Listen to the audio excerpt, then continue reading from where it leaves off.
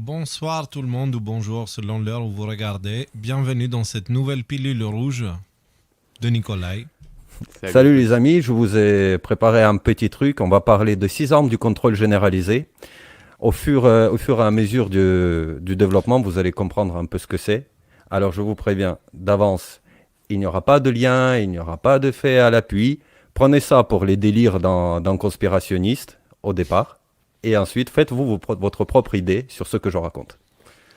Et Rudy, comment tu vas? Ça va. Moi, ça va très bien, merci. Tout va bien, tout va bien. Cool, super. Tu es prêt? Parce qu'en fait, on vous l'annonce dès maintenant dans l'introduction.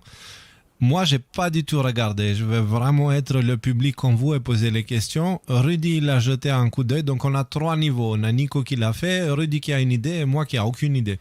Donc, on peut y va comme ça. On peut y va. Je rigole quand je dis ce genre de choses pour la team premier degré. Pas besoin de me corriger. Donc, quand vous voulez. Écoutez, allons-y et commençons par le début, par l'introduction. Il existe des maladies qui ne sont... Déjà, pourquoi les 6 armes du contrôle généralisé? En fait, ce sont les 6 moyens par lesquels le contrôle généralisé s'exprime sur un individu comme sur les masses, en fait. De mon point de vue a été inspiré aussi par d'autres analystes très pertinents.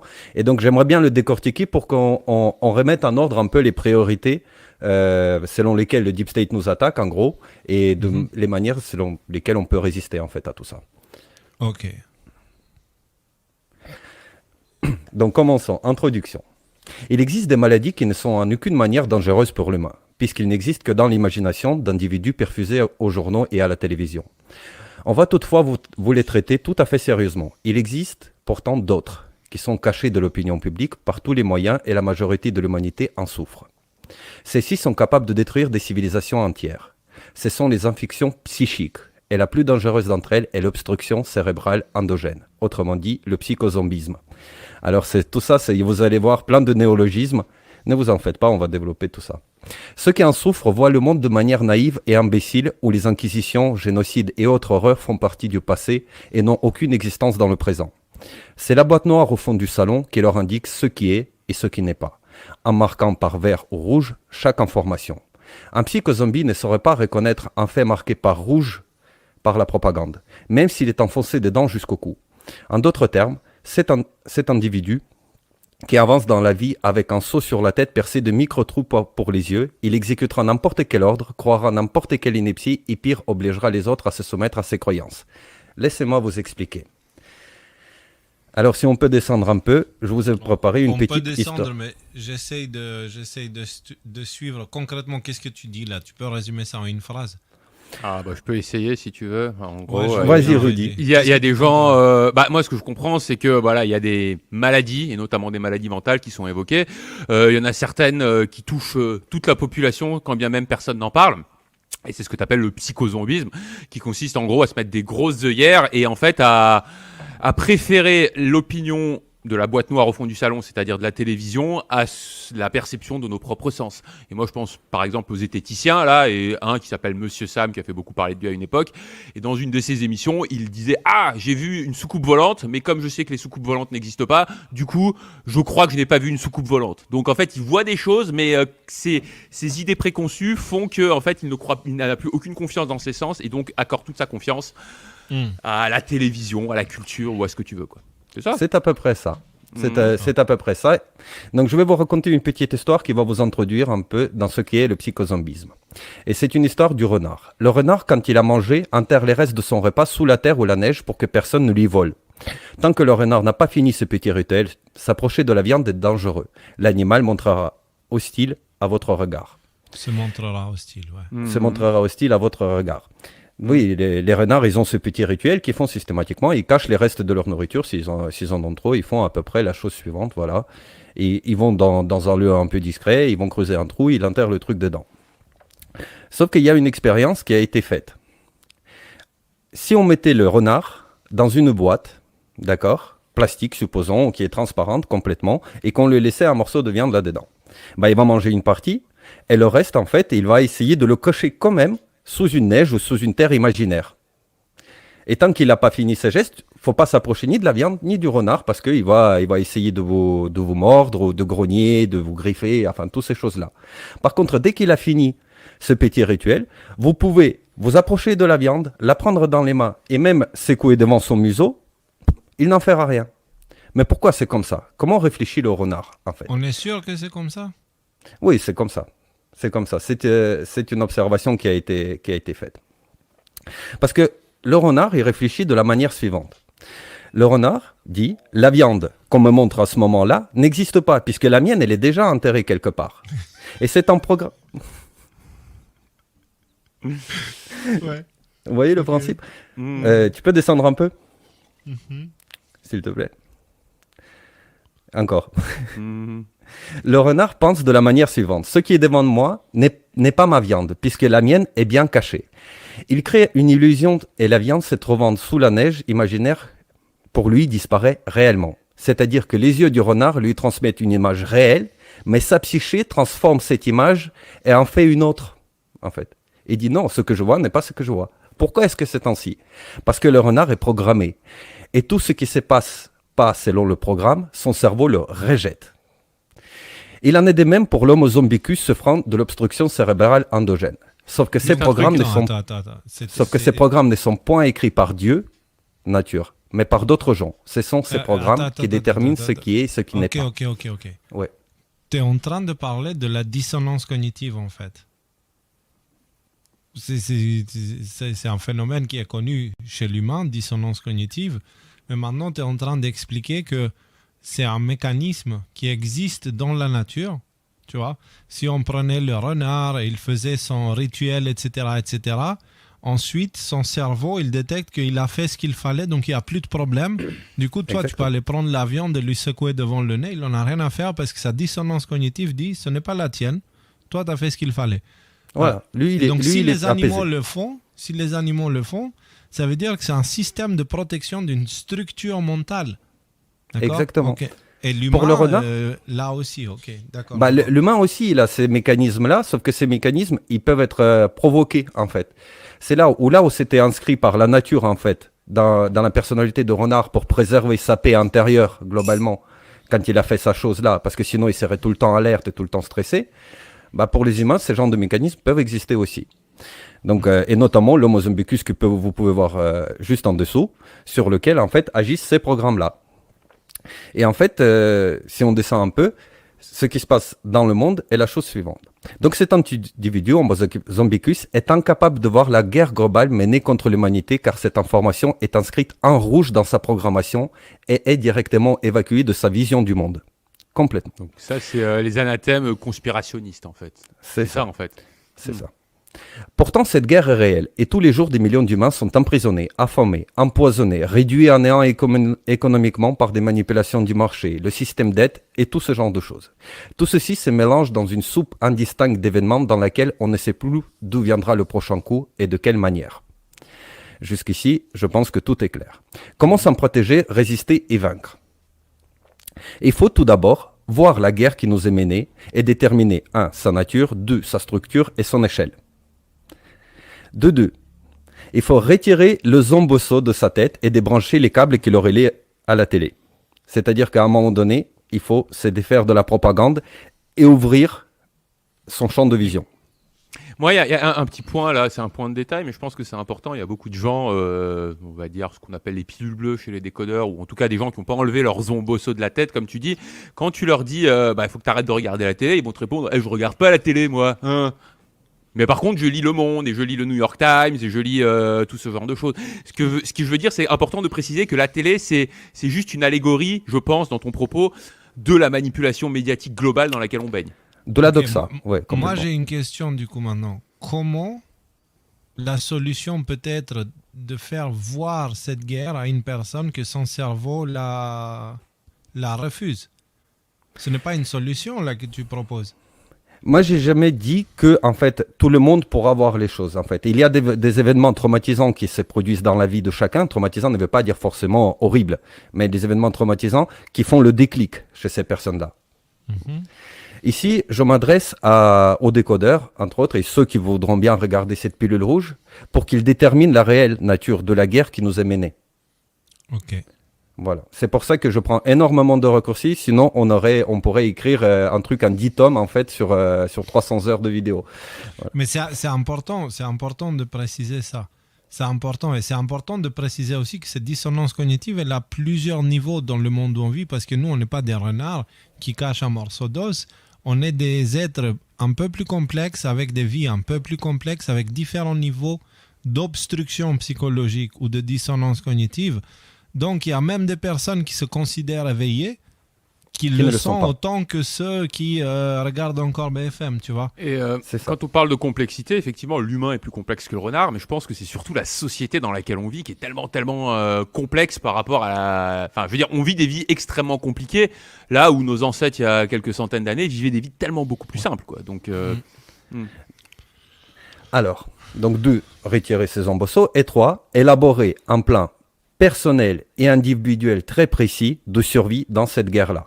Et c'est ce qu'on fait, par exemple, en ce moment, en essayant de promouvoir des petits conseils, on va dire, comment, que ce soit les graines germées, que le petit potager à la maison, que ce soit les batteries solaires, enfin, des tas de choses. Mais en fait, c'est tellement vaste qu'on ne peut pas couvrir tout ensemble.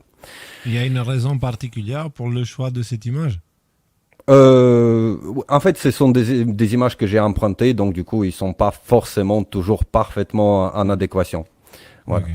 Mais l'aigle, je trouve que c'est une image positive globalement. C'est le roi des cieux. C'est le roi des cieux. Exactement. Et en plus, qui plus est, le point C permet, donc ça fait référence à ce qu'on a dit au dernier live, par exemple, ça va à l'encontre de l'inhibition de l'action, en fait. Le fait de pouvoir faire quelque chose pour sa survie personnelle dans cette espèce de plan, ça va à l'encontre de cette espèce de sentiment d'impuissance généralisée que la société essaye de nous instiller. Il y a le mot personnel, il est très important, puisque le plan de survie ne peut pas être étendu, on va dire, à l'ensemble de la population, et parce que justement, les conditions sont différentes pour chacun. Donc ça veut dire il faut avoir la clairvoyance, donc essayer de sortir de ces habitudes et de ces rituels et de sa bulle qu'on a construit, et essayer de voir d'abord la guerre pour ce qu'elle est, d'accord, et de la comprendre aux profondeurs le plus possible.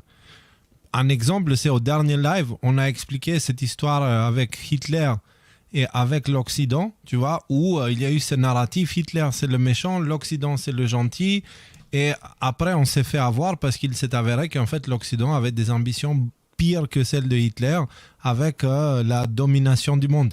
Et donc, une première chose, c'est d'accepter la possibilité que peut-être on fait partie des méchants, mais inconsciemment, tu vois. Dans le développement, on verra ça, parce qu'il y aura des points très, très intéressants. Première partie, donc, c'est la clairvoyance. Attends, je pose des questions. Deuxième, enfin, j'essaye de planter des clous au fur et à mesure qu'on avance, parce que moi, je découvre, là. Le deuxième, c'est une fois que tu prends conscience de la nature de la guerre, c'est d'arrêter de nourrir ton cerveau avec la propagande, que ce soit des X ou des Y, ok ? Retirer les embossos, c'est retirer en fait l'ensemble de préjugés et des programmes en fait qui ont été installés, qu'on se considère éveillé ou pas, en fait, à un moment donné, il faut les poser de côté, faire preuve d'humilité, d'accord ? Et observer et réanalyser, repenser les choses à nouveau. Ressentir les choses à nouveau. Si je peux me permettre, là, des fois, je pense que justement, l'humilité, c'est le problème. Laissez-moi expliquer, en fait.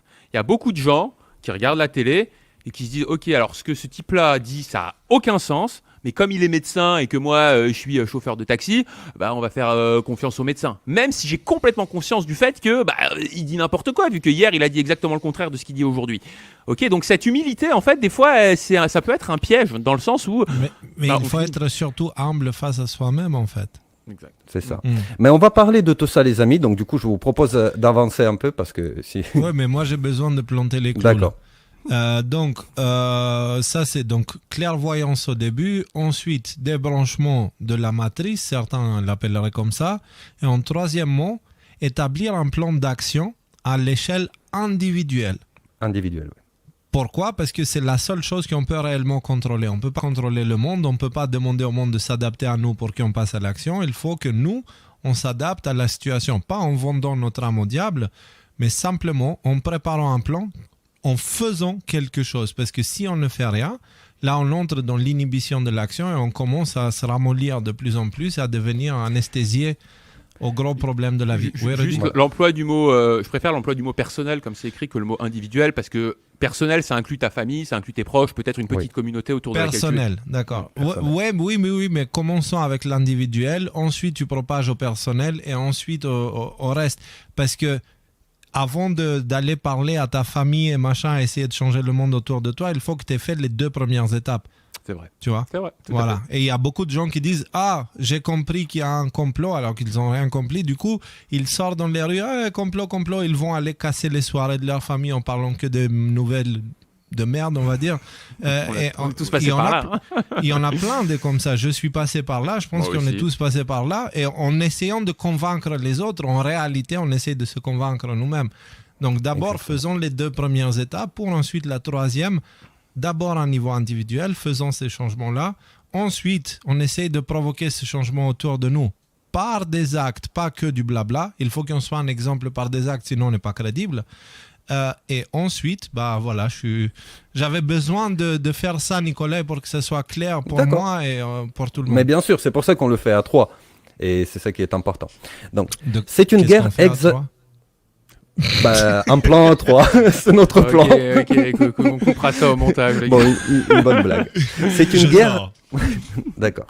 Reprenons. Donc, c'est une guerre hexadimensionnelle à laquelle nous faisons face. C'est donc sur 6 fronts que nous devons résister et autant d'armes différentes auxquelles nous devons nous confronter.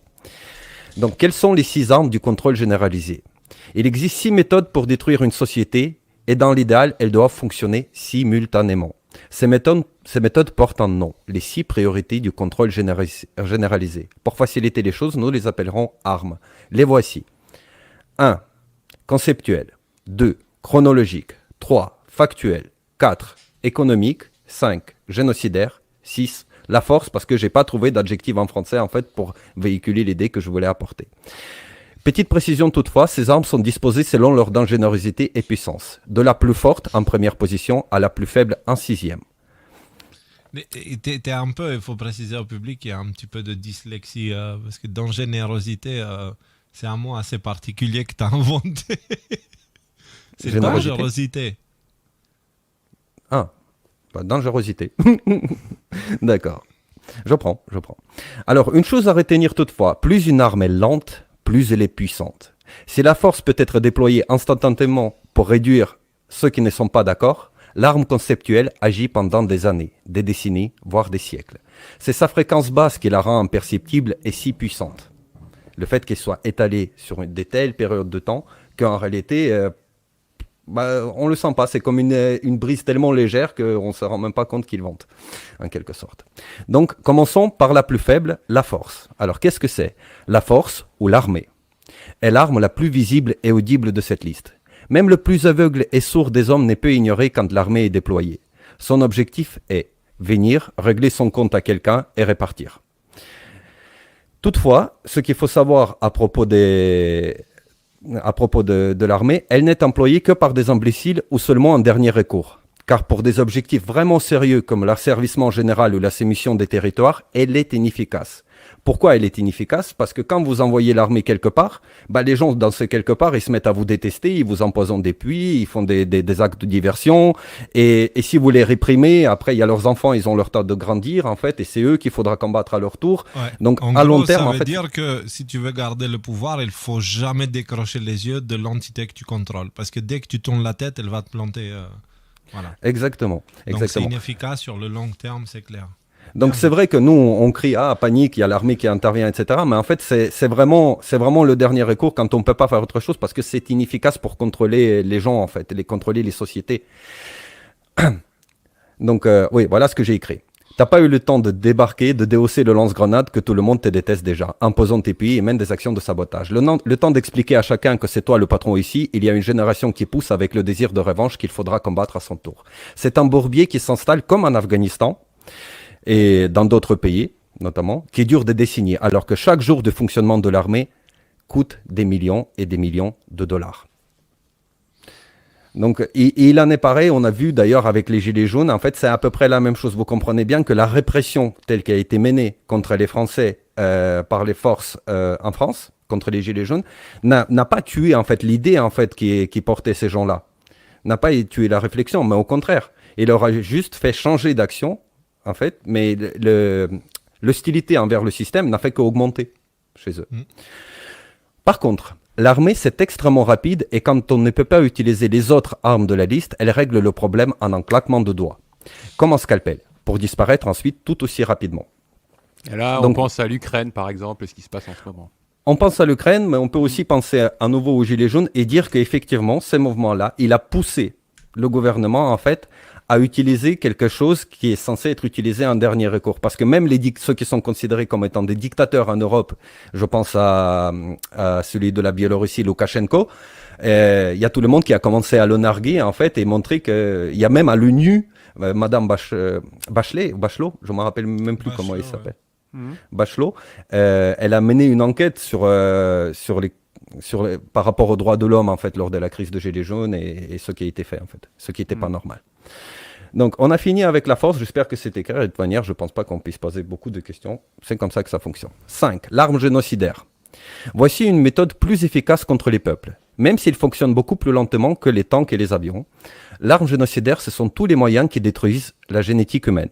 L'alcool, les drogues, la malbouffe, l'architecture anthropocide détruisant l'appareil chromosomique humain, insecticides, irradiation, pulvérisation. Là. L'architecture, en gros, c'est les villes, quoi. Les villes et leur fait que c'est délétère, enfin c'est dangereux pour les gens d'y vivre. C'est ça que tu veux dire par l'architecture anthropocide vous le voyez sur l'image, par exemple, qui est juste en dessous des drogues, là en dessous. C'est pour moi ça l'exemple de l'architecture anthropocide.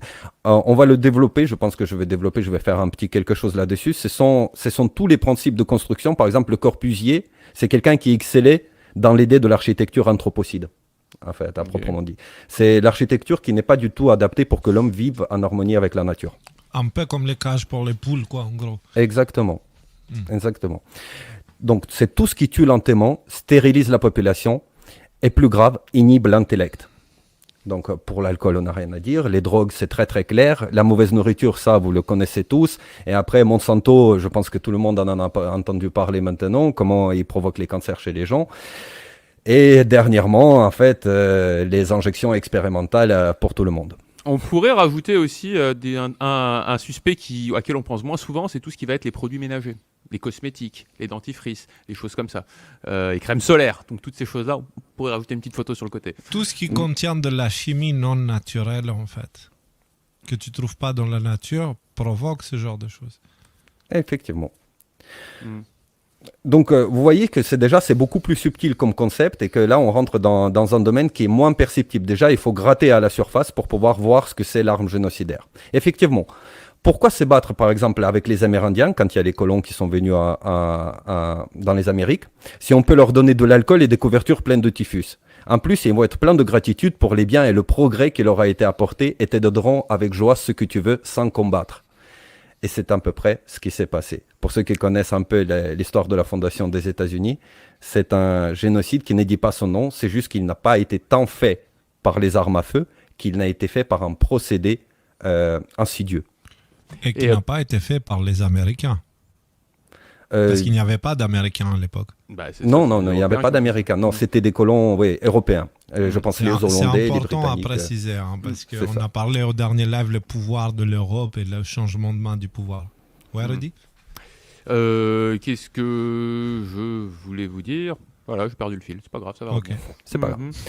Donc, à la différence de la force qu'on a évoquée plus haut, la priorité génocidaire est déjà invisible aux yeux de l'Homo Zebicus. Même s'il remarque qu'on essaie de le mal nourrir, lui injecter des trucs étranges et le saouler en permanence, globalement, il ne voit pas les conséquences de tout ça et il ne les verra point. Pourquoi? Parce que pour le commun des mortels, en fait, embarqué dans le brouhaha de la vie, dans les trucs quotidiens, etc., sa mémoire, en fait, et son réel, c'est limite dans une fréquence de 7 jours vers le passé et 7 jours vers le futur. C'est une valeur abstraite, d'accord? Parce qu'en fonction de la capacité de chacun, il peut être plus longue ou plus courte, mais c'est un fait un peu symbolique. Je veux dire, ça s'illustre très bien avec le fait que, par exemple, là, en ce moment, des gens qui sont dans le narratif, vous en connaissez peut-être personnellement quelques-uns, ils sont à fond dans le LGBT. La semaine dernière, ils étaient à fond dans l'Ukraine, et puis il y a un mois, ils étaient à fond dans le Covid, et aujourd'hui, le Covid, c'est comme si ça avait jamais existé un petit peu dans cette espèce de narratif. Et l'autre point que je voulais dire, c'est que vous avez certainement déjà entendu cette phrase qui, moi, me fait hérisser les cheveux sur la tête. Si c'était mauvais pour la santé, ce serait interdit. Hein. Donc voilà. Exactement. Et puis bon, on peut toujours s'en souvenir de ces montages qui ont été faits, les masques, pas les masques, les injections, les machins, et les trucs, et c'est bien, et 95%, 50% d'efficacité, 0,5% d'efficacité, et blablabla, blablabla. Et on a l'impression que les gens, ça les fait pas réagir, mais parce qu'effectivement, eux, leur réalité, en fait, elle a déjà dépassé en fait le stade où le mensonge précédent a été dit. Voilà. Donc, continuons. Donc, parce que sa perception est limitée à 7 jours vers le passé et 7 jours, et 7 jours vers le futur. Si tu as fini sur ce point-là, je pense que c'est important de préciser que un des moyens par lesquels c'est appliqué, en fait, ce 7 jours passé, 7 jours futurs, et finalement tout ce paragraphe, c'est par le bombardement constant de signaux informationnels contradictoires la plupart du temps. Tu rajoutes dessus la télé, les pubs et le stress généré par la vie en général, et ça te met dans cet état de saturation informationnelle qui fait que tu n'arrives pas à prendre de recul, en fait. Effectivement, on ne naît pas homo zombicus. Les gens ne naissent pas comme ça. En fait, les gens ils le deviennent pour des raisons qu'on verra par la suite. Donc un peu comme le renard, en fait, ce qui a existé auparavant, ça n'existe plus pour lui. Il est toujours dans le meilleur des mondes, en quelque sorte. 4. L'arme économique. La priorité économique, ce sont les banques et les fonds d'investissement. Remarquez que ce n'est que la 4e priorité et pas la première. Par là, penser que les banques contrôlent le monde reflète une incompétence dans la théorie du contrôle. L'argent est un outil puissant, mais loin d'être le plus puissant. Les banques, c'est le nœud autour du cou qui se resserre à chaque fois qu'un pays, communauté ou un individu ouvre trop grand sa bouche. Désobéit ou ne fait pas comme il faut. Récession, inflation, changement de cotation, saisie et fermeture de comptes purs et simples sont les leviers de cette arme. À partir d'un seul ordinateur, en quelques clics, ils montent et descendent les économies des pays entiers. Ils peuvent détruire en une seconde ce qui a été fait à travers les générations et à la sueur du front par le peuple et ses ancêtres. Je pense il y a quelqu'un qui a dit hier, je crois que c'était Rand Paul, qui a dit il ne faut pas s'étonner que le siècle de la guerre totale correspondait au siècle des banques centrales. Et je trouve que c'est très pertinent comme analyse. Et quand tu parles d'un clic pour faire tomber des économies, littéralement aujourd'hui, donc nous sommes le 16 juin, la Réserve fédérale a augmenté ses taux d'intérêt de 0,75%, ce qui est énorme. Il n'y a jamais eu une telle augmentation depuis 1994, et qui veut dire concrètement que l'économie maintenant va commencer à se rétracter. D'accord ? Dans le contexte actuel, ça signifie ni plus ni moins la fin de l'économie. Et c'était une décision politique. Elle aurait pu être prise avant, elle aurait pu être prise plus tard. Non, elle est prise maintenant. Une décision politique prise par une personne nommée par un gouvernement américain que personne d'autre ne contrôle. C'est important de le préciser aussi. Il y a une chose aussi qu'on peut mentionner en fait là-dedans, parce que ça s'exprime aussi à l'échelle individuelle. Vous avez vu ça au Canada, quand les gens ils se sont vus bloquer leurs comptes, on bloque les Tipeee, en fait, ce genre de choses. Quand les soignants en France ils sont suspendus sans salaire pendant des années. En Grèce, moi j'ai des amis et de la famille là-bas, ils ont fermé les comptes bancaires de tout le monde pendant un certain temps. Ils ne pouvaient pas les retirer, ils ne pouvaient rien faire. Et à Chypre, ils sont carrément venus se servir dans ton compte en banque parce que voilà. Parce que c'est pas ton argent en fait, c'est le leur. Donc vous voyez, dans le contrat. Bref, on parle des concepts ultra graves et ce n'est que le 4e, d'accord ? Ce n'est que le 4e par la puissance. 3. Factuel. Alors là, ici on commence à entrer dans le fond du sujet. L'arme factuelle fait passer les moyens précédents pour des règlements de compte de bac à sable. La priorité factuelle comporte 1. Idéologie. 2. Religion. 3. Technologie. 4. Factualité. Nous allons traverser ces 4 points pour comprendre ce que c'est l'arme factuelle. 1. Idéologie. L'attaque idéologique sur les peuples s'est faite en permanence. Dès qu'un individu lambda est rassasié à en être dégoté d'une idéologie, on lui insère une autre. L'homo zombicus passe son temps à cogiter. Quelle idéologie est vraie, laquelle ne l'est pas ? Il se dispute à en perdre la voix avec ses semblables autour des concepts creux. Monarchie, capitalisme, communisme, taylorisme. Ils ne comprennent pas que l'idéologie, quelle qu'elle soit, ne porte en elle aucune idée. Aucune idée. Alors, qu'est-ce que c'est une idéologie si elle ne comporte une idée ? Le but de l'idéologie est d'être une serviette anti-fuite, un filtre posé entre le scénario global, le concept de la Kabbale, et la foule. C'est indispensable car si on exposait le scénario global sans filtre et avec des mots simples, ceux pour qui il est destiné seraient pétrifiés sur place, horrifiés par le contenu d'un plan aussi malveillant. Est-ce que jusqu'ici ça va ? Comment dire ? Je sais pas si ça correspond, si ça va dans ton idée, mais moi, en fait, ton graphique me paraît très clair. C'est qu'en fait, il propose aussi une illusion de choix. T'as le choix entre deux mauvaises solutions, peste ou choléra. Est-ce que tu préfères ou est-ce que tu préfères Macron ou est-ce que tu préfères Mélenchon? Ce que je veux dire, c'est qu'il y a souvent, enfin il y a 99% du temps, une question avec deux mauvaises réponses en fait. Regarde, communisme, fascisme, néolibéralisme, pseudo-conservatisme et toutes ces choses-là, au final, quand on regarde objectivement les choses, le résultat est toujours le même. Ce sont exactement la même organisation sociale où certaines personnes sont exploitées au profit d'autres. Avec l'illusion de choix et avec mais si t'es pas content, va en Corée du Nord. Exactement. Là, ils n'ont pas le choix dans ce pays-là. Exactement. Et d'ailleurs, ces personnes qui sont exploitées, ils s'étripent en fait, tout simplement pour dire vous êtes des cons, ou vous êtes des cons, etc. Et c'est là la vraie, et c'est là où on devait aller, et c'est ça qu'on devrait faire. Donc, on développe un peu en descendant. Si on peut descendre un peu. Donc voilà, c'est un peu ça. Vous avez le concept, donc le scénario global en haut de la Kabbale, en fait, ou du DS, comme vous voulez. En dessous, vous avez les idéologies, en fait, et qui sont avec une serviette hygiénique, le truc blanc au milieu du dessin, c'est une serviette, la fameuse serviette anti-fuite. J'ai mis serviette anti-fuite, pour une raison particulière. Il est interdit de dévoiler le concept, c'est le secret le mieux gardé de la Kabbale. Mais comment alors le peuple va réaliser ce scénario qu'il ne connaît pas et qui est secret? C'est pour cela qu'entre le concept et la biomasse est créé l'intermédiaire idéologique. C'est un espèce d'enseignement qui rend le concept attrayant aux yeux des foules. Biomasse, tu veux dire la populace, la plèbe, voilà, les c'est gens, ça. Quoi. D'accord, c'est ça. C'est ça. C'est un espèce d'enseignement qui rend le concept attrayant aux yeux des foules. Sa nature anthropophage est présentée comme des bonnes intentions, des idées nobles auxquelles il est agréable de croire. Ainsi, Homo Zombicus, enivré par une idéologie, réalise lui-même le scénario avec joie et détermination, car il y croit. Ok, donc exemple, c'est important, je pense. Exemple. Moi, j'en ai un en tête, mais je vais te laisser proposer les tiens. Je finis juste ça. L'idéologie occidentale aujourd'hui est le libéral fascisme. Ça veut dire fais tout pour le fric. Vends ton corps, ton père et ta mère, ta dignité, ton intégrité, ton pays, tout. Car dans cette idéologie, il n'y a pas de valeur supérieure à celle de l'argent. Et pourtant, ce qu'on nous fait miroiter, il faut gagner des frics et vous allez vivre comme des stars. Regardez Instagram, regardez les trucs. Ouais, mais pour le coup, cet exemple est tout à fait vrai, mais je trouve que c'est pas celui qui correspond le mieux au fait qu'on te fait faire des trucs horribles sous couvert de bonnes intentions. Et par exemple, le vaccin, les masques et compagnie, du genre, soumets-toi, sinon tu vas tuer grand-maman, me paraît vraiment très très à propos dans le cadre de ce que tu es en train de décrire, quoi. Mais et soumets-toi, sinon on t'enlèvera tes moyens de subsistance, on te versera plus de salaire. Soumets-toi où tu ne pourras pas vivre ta vie de bohème et voyager à travers le monde grâce aux moyens que tu as déjà gagnés. Ça revient toujours à la même chose. Oui, mais c'est des menaces. Moi, ce que je trouve intéressant dans ce que tu décris, c'est le côté justement où c'est pas des menaces, où on va jouer sur la fibre émotionnelle. Soumets-toi, fais ce qu'on te dit, sinon t'es un salaud et c'est de ta faute si les bébés phoques ils meurent sur la banquise, en gros, quoi. Si tu prends par exemple le réchauffement climatique et leur narratif de réchauffement climatique, on tombe exactement là-dedans. Genre, mange des insectes, sinon les icebergs ils vont fondre et les ours polaires ils vont mourir. Léo, tu as quelque chose à rajouter sur la partie idéologique?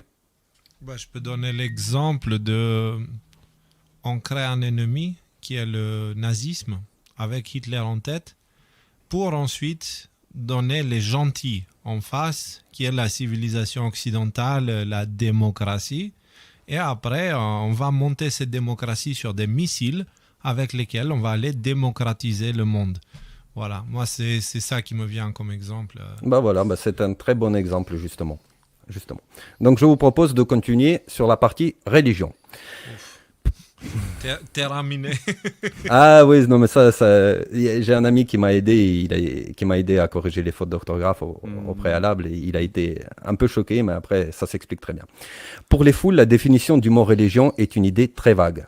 Certains disent des choses à propos des prêtres et des églises et blablabla et blablabla. Retenez la chose suivante, la religion n'a aucun rapport ni au pape, ni aux églises, mosquées, hosties, rituels, livres. La religion est un lien. La religion, c'est un rapport intérieur et intime entre l'homme et Dieu.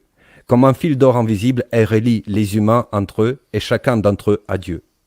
La religion est donc un réseau qui relie les humains et Dieu en un super esprit universel. Cette partie... T'as fini ou pas? Parce que Non, c'est pas fini sur la religion, mais c'était une grosse affirmation, donc si vous avez quelque chose à dire... C'est-à-dire que malheureux... oui, ce que je veux dire, c'est que on utilise le même mot pour définir deux concepts qui n'ont rien à voir ensemble. Et je pense que c'est super important de trouver un mot pour chacun des concepts. C'est Moi, comme dans philanthrope. dans mon... J'ai pas compris. Moi, dans mon concept...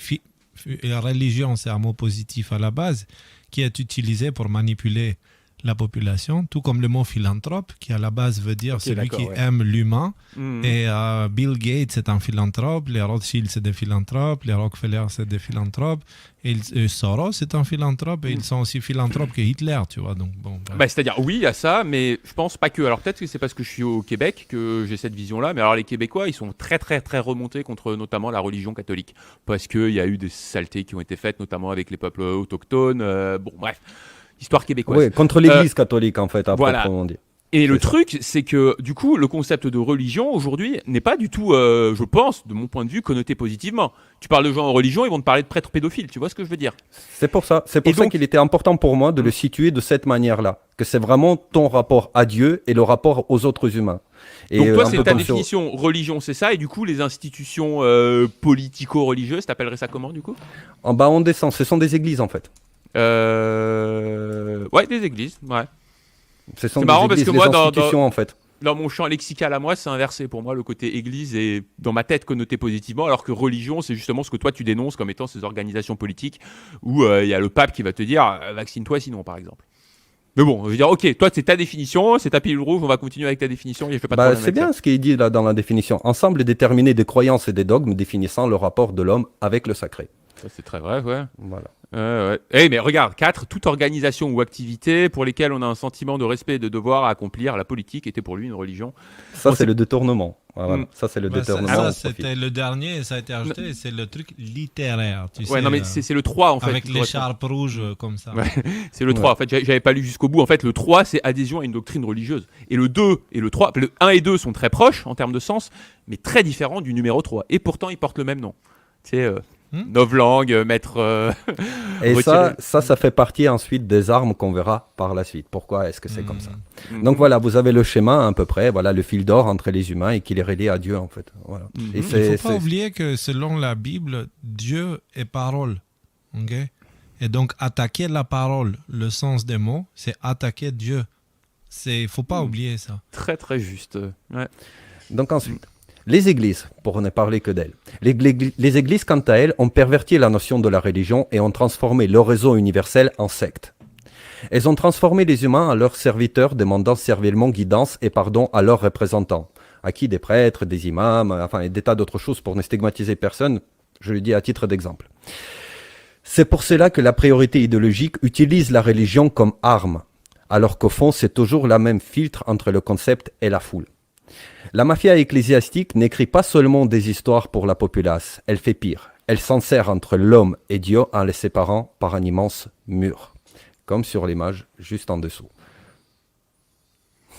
À ce sujet, il y a quand même un bémol qu'il faut apporter, c'est que, par exemple, là, dans les milieux conspirationnistes, les jésuites ont très très très mauvaise réputation. Et, je veux dire, certainement à très bonne raison.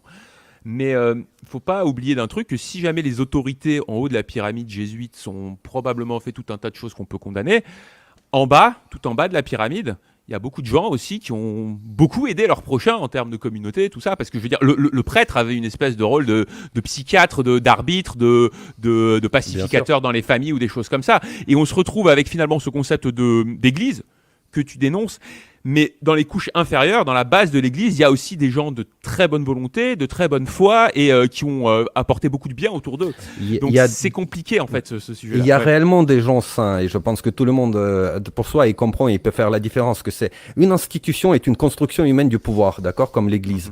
L'église elle est soumise en fait aux règles du monde temporel. À savoir, l'église elle doit répondre à certaines contraintes. Donc et contrainte du pouvoir, c'est étendre et préserver le pouvoir. Donc forcément, il utilise des moyens en fait qui sont contraires à l'idée même d'une relation saine avec Dieu. Et prendre l'exemple, l'histoire, les religions ont toujours marché côte à côte avec les pouvoirs politiques. Bien sûr. Okay. Et même à une époque, c'était eux les pouvoirs politiques ultimes. Le pape. Voilà. Et donc, moi, c'est ce que je vois dans ce dessin, là, c'est le problème. C'est quand l'Église, qui est, on va dire, un groupe de personnes qui prient à Dieu, on va dire, ensemble, quand ils mettent l'Église devant, c'est-à-dire que chacun ne se connecte pas individuellement, mais tout le monde passe par l'Église. Tu vois, genre le protestantisme, ou l'islam chiite, ou je ne sais pas comment on appelle ça, ou le judaïsme orthodoxe, ou machin truc. Quand ils mettent l'Église comme un mur entre eux et Dieu, bah justement, là, ils ratent le sens de l'Église. Par contre, on peut avoir une Église, c'est-à-dire un groupe de personnes qui se connectent directement à Dieu, mais chaque individu est directement connecté à Dieu, pas à travers l'Église, mais individuellement dans un premier temps, et en le faisant individuellement, il emmène tout le monde avec lui. D'ailleurs, vas-y, termine, excuse-moi, je ne voulais pas te couper la parole. C'est une approche différente, c'est-à-dire qu'ici, à la place de cette image-là, vous avez plein de personnes, vous n'avez pas ce mur d'église entre les deux, et chaque personne est directement connectée avec Dieu. Il n'y a pas une entité à une... Comment on appelle ça? On pourrait mettre un gros cercle autour de ce genre de personnes et appeler ce gros cercle église. Et encore une fois, le même mot pour définir deux concepts. Non, tu mets pas de grand cercle. Il faut que l'individu soit respecté toujours, parce que le grand cercle en question, c'est Dieu. Oui, mais tout à fait. Mais ce que je veux dire, c'est que ce qu'on va appeler l'église, ce groupe de personnes, tu vas pouvoir l'appeler une église. Genre des gens qui sont autour du feu et qui prient Dieu, chacun avec sa connexion personnelle. Et ce qui est intéressant de me préciser, c'est que dans le narratif christique, Christ, en fait, c'est justement celui qui va déchirer le voile. Avant, pour aller t'adresser à Dieu, il fallait être dans un temple, sur une colline spéciale, avec tous les problèmes que ça a causé, et que ça cause encore. Hein. Regardez là le mont de, je sais plus comment il s'appelle, là, à Jérusalem, là, où tu as les musulmans et les juifs qui se battent là tous les 10 ans, ils font une nouvelle intifada. Et alors que justement, le Christ est supposé être celui qui te permet d'établir cette connexion personnelle, et voilà. Tout à fait. Avançons un peu. Donc, dès qu'il vient à l'esprit de quelqu'un, d'un être humain, de rétablir sa relation avec Dieu, voici que tous les fonctionnaires de la vraie religion déboulent par tous les trous pour traîner dans leur paroisse. C'est nous, l'Église, les représentants des intérêts de Dieu sur terre. Alors, si tu veux t'adresser à lui, adresse-toi à nous. Les fonctionnaires de la vraie religion, j'adore. J'adore. Non, mais c'est réel. Hein. Et justement, posez-vous la question, tous, si vous ne faites pas partie et si vous n'êtes pas entouré de ce genre de fonctionnaires de la vraie religion. Il y a des anciens décodeurs qui étaient dans ce délire-là et c'est la raison pour laquelle ils ne sont plus là. Et nous, on fait très attention avec ça. On n'est pas des fonctionnaires de quoi que ce soit, en fait. D'accord? On a une relation, nous, personnelle avec Dieu. On invite tout le monde à avoir une relation personnelle. Mais par contre, nous ne sommes que des doigts qui pointent une direction. Chacun doit la suivre lui-même, en fait. Il y a pas... C'est une approche très différente. Léo pointe du doigt une direction qui n'est pas tout à fait la même que celle de Nico, qui n'est pas tout à fait la même que celle que la mienne. Et d'ailleurs, le live, tu l'as dit, on est le 14 juin, donc le live d'il y a quelques jours, a été quand même super et apprécié par énormément de gens, justement parce qu'on peut être différent dans d'autres manières de comprendre ça. Et ça ne veut pas dire que Léo a raison ou Nico a raison. Et justement, de ces divergences et de ces oppositions respectueuses et pacifiques, découle mais une énorme richesse et une énorme compréhension. Moi, j'ai pas mal réfléchi à ce qu'on s'est raconté au dernier live. J'ai trouvé ça passionnant. Le royaume du Seigneur est comme une immense cité, d'accord? Et cette immense cité, d'elle viennent énormément de routes. Le plus important, c'est d'y aller vers cette cité-là. Donc, chacun en prendra la route nord, la route est, la route sud pour y arriver. Imaginez, Dieu, c'est la France. Et il y a quelqu'un qui arrive en bateau depuis la Côte d'Azur. Et il voit la Côte d'Azur. Tu vois, il dit, la France, c'est ça. Et puis, tu as l'autre qui arrive avec un bateau depuis le nord. Il voit la Bretagne. Il dit, la France, c'est ça. Lequel des deux a raison? Ils ont tous raison. La Bretagne, c'est compliqué parce qu'ils sont indépendantistes, mais bon, on va pas rentrer là-dedans. non, c'est pas l'idée. Vous avez compris. Je sais, j'ai bien compris ce que tu voulais dire. Ouais. Il y a la métaphore de l'éléphant. Vous connaissez la métaphore de l'éléphant, quoi. En gros, il y a des personnes, on leur bande les yeux, il y a 6 personnes, et puis on les met devant un éléphant, et ils touchent, il y en a un qui dit, l'éléphant, parce qu'il a saisi la queue, c'est une espèce de corde, tandis que l'autre, il te dit, non, l'éléphant qui a saisi la trompe, c'est un tuyau, et celui qui saisit la patte, il te dit, non, l'éléphant, en fait, c'est un tronc d'arbre, et tout le monde a raison, en fait. Oui. Et du coup, pour finir avec les religions, donc du coup, récemment, vous avez vu un excellent exemple d'ailleurs de comment agit la religion, avec le pape, par exemple, qui disait, oui, se faire piquer, c'est un acte d'amour, et tout ce genre de choses. Il n'en était pas bien différent pour les religions orthodoxes, n'y croyez pas, eux aussi, ils servent le pouvoir. Et c'est le problème, en fait, absolument de toutes les institutions. Il n'y en a pas une qu'on va sortir du lot et dire, celle-là, elle est bien. Absolument pas. Absolument pas. De l'instant où ils sont suffisamment grandes et ils ont leur propre hiérarchie à l'intérieur du système, ils servent forcément les intérêts du pouvoir. Alors soit les leurs, soit celles de quelqu'un d'autre. Voilà, c'était pour finir cette partie. Ensuite, technologie, factualité. Bon, ici c'est un peu complexe, concentrons-nous. Cela fait très longtemps que toute la science mondiale est évacuée des universités le plus loin possible du peuple, transférée vers ce qu'on appelle les sociétés royales, je vous invite à vous y intéresser, et les instituts fermés. Les recherches sérieuses et fondamentales se déroulent là-bas. Ce qui est enseigné dans nos établissements supérieurs n'est que de l'onanisme pseudo-scientifique, imitation et scientisme. Tu veux expliquer au moins qu'est-ce que ça veut dire onanisme? Je vous laisse chercher. Ok. En d'autres termes, à cause de cette diversion, chaque science existe désormais en 2 exemplaires. Véritable, destiné à un cercle restreint de personnes jugées dignes, et fausse, pour la populace. Je développe un peu en dessous, un peu sur ce schéma. T'as cherché onanisme, toi? Ouais. Non, j'ai pas cherché onanisme. Ah, ok, d'accord. Le dessin ici, c'est un peu ça. Ouais. Alors, cette arme est terriblement efficace car elle génère 2 mathématiques, 2 physiques, 2 économies et ainsi de suite. Une science résout des véritables problèmes et des véritables questions sur l'univers dans des centres fermés, alors que l'autre n'est qu'un mélange des faits et des pseudo-faits qu'on nous inculque depuis l'école et oblige à vénérer comme la plus haute des sagesses. Qui nous inculque, Nicolas, et attention à ce que tu dis. Toute forme de résistance ou d'hérésie est immédiatement réprimée. Le Zambo professorat brûlera sur le bûcher n'importe qui montrera des doutes concernant la théorie de Darwin, Einstein, le vide de vacuum et ainsi de suite. Pour couper à la racine n'importe quelle discussion parmi le peuple à propos de la science, ils ont inventé une marque, la théorie du complot.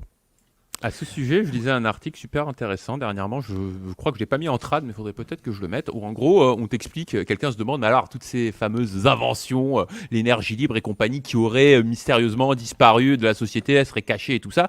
Et en fait, il t'établit qu'il y a des textes de loi aux États-Unis qui disent que si jamais des inventions scientifiques vont à l'encontre de la sécurité nationale, en gros, à l'encontre des intérêts du sommet de la pyramide, quoi, en gros, elles vont être...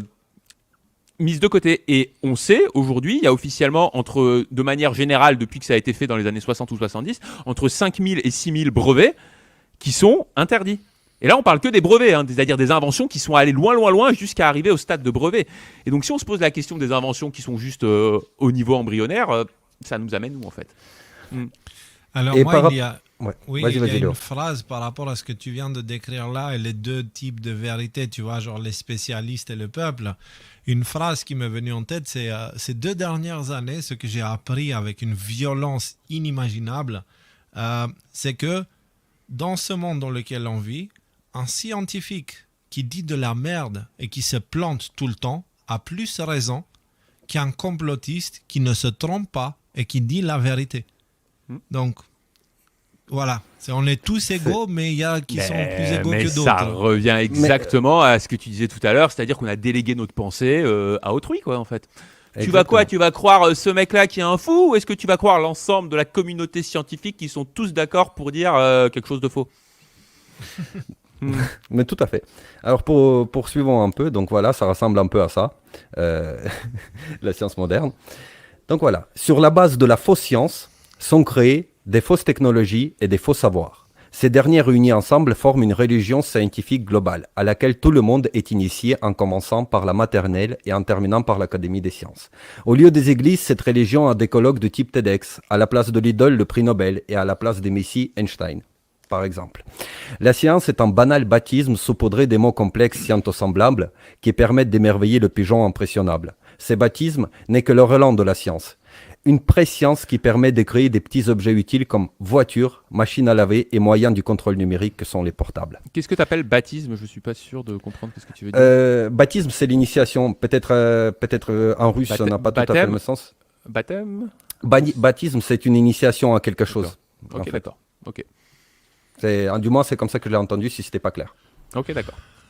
Donc au final, ce n'est pas bien différent, on va dire, de ce qui était fait au niveau religieux et en fait idéologique. Ça suit exactement la même logique avec d'autres moyens. Déjà, on ça a met traversé... des bornes aussi, si jamais on va par là, excuse-moi, parce que je veux dire, t'ouvres des boîtes, chacune des boîtes, on pourrait faire 250 heures de vidéo là-dessus, comme tu le dis, mais ça met des bornes. On ne peut pas voyager plus vite que la lumière. Et puis là, je voyais la semaine dernière, les scientifiques, ils ont enfin décidé, ils ont enfin trouvé une méthode pour voyager plus vite que la lumière.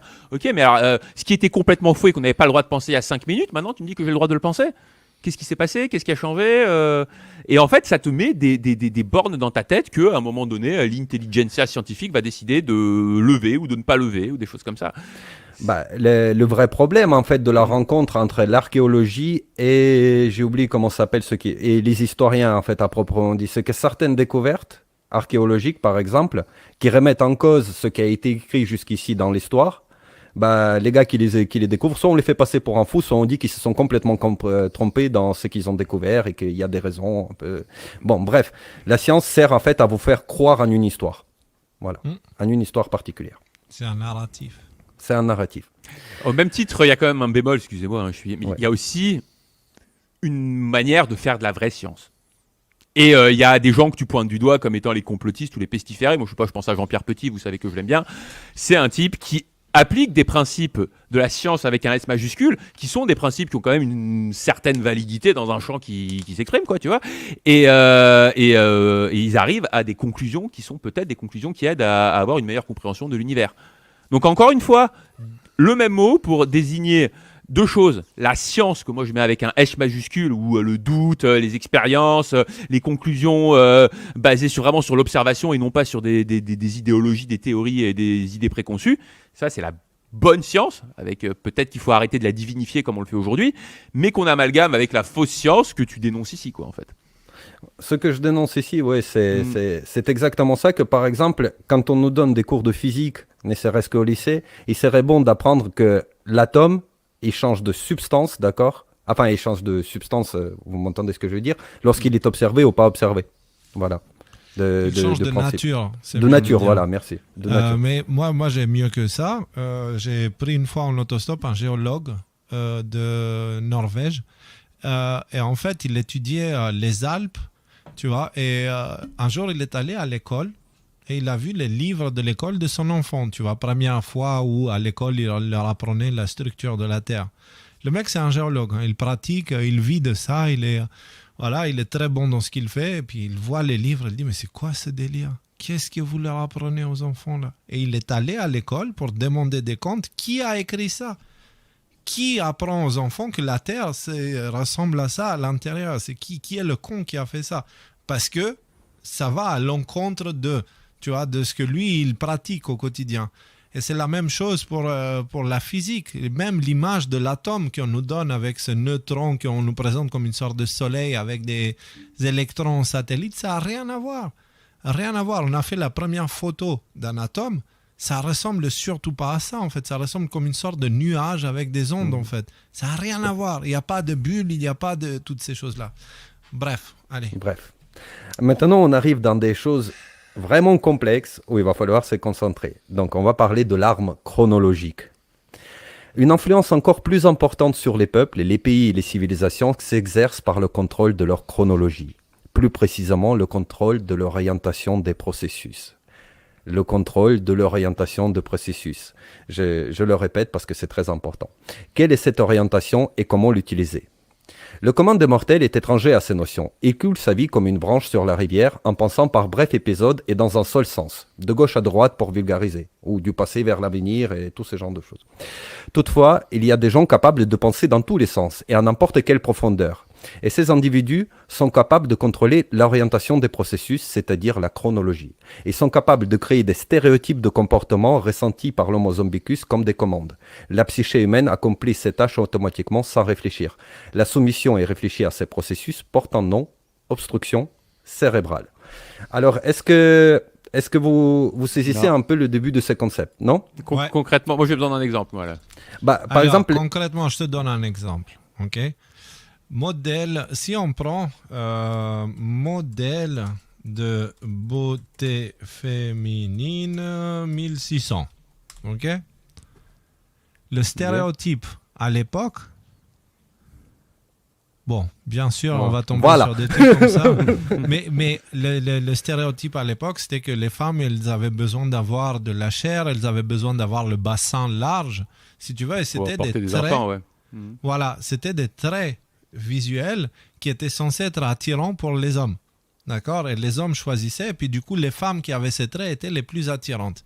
Maintenant, tu compares ça, modèle de beauté féminine 2000, 200, j'ai mis.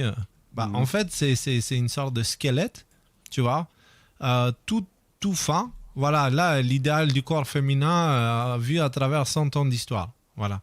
Tu vois, on te force dans la tête et on te dit qu'est-ce que tu dois aimer en fait. Mais on te le dit indirectement. On ne te dit pas tu dois aimer ça, tu dois aimer ça. On te dit les gens préfèrent ça, les gens préfèrent ça. Et toi, par volonté d'entrer dans les normes, bah en fait, tu fais comme les gens. À un tel point où tu es capable, même si par exemple on te dit qu'aujourd'hui c'est les femmes en obésité morbide qui sont les plus attirantes, tu es capable d'aller au lit avec simplement et en kiffant en plus parce que tu vas te convaincre que c'est le cas, tu vois. Tu le seras convaincu parce que en fait ton cerveau il est guidé maintenant par les stéréotypes et les programmes. Et moi le meilleur exemple que j'ai de l'influence chronologique par exemple ce serait la fenêtre d'Overton, tu vois. C'est l'exemple. Explique pour ceux qui n'ont pas... La fenêtre d'Overton, c'est par exemple, il y a quelque chose dans une société qui est considéré complètement comme ignoble, inacceptable et tout ce genre de choses. On n'en parle même pas tellement c'est ignoble, d'accord ? Et ensuite, il arrive en fou, il écrit un livre ou il passe à la télé et qui balance, comme on dit, la pierre dans la mare, d'accord ? Mettons Jacques Attali, ok ? Voilà. Mais il le fait bien, il met des bons mots et en fait, voilà, et les gens ils disent ah oui, c'est quand même intéressant ce qu'il dit. Je suis pas d'accord, mais c'est intéressant. Et ensuite, le processus se répète.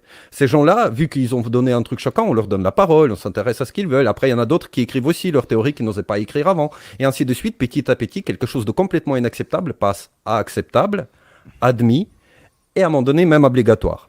Et ça s'applique aussi avec un changement de vocabulaire pour, par exemple, dire que non, pédophile, c'est pas bien, non, c'est MAPS, minor attracted person. Que cannibalisme, non, c'est pas bien, c'est des gens, comment on va appeler ça, les cannibales, des autophages ou des choses comme ça. Les humanariens, tu sais, t'as les végétariens. Peut-être bien, les humanariens.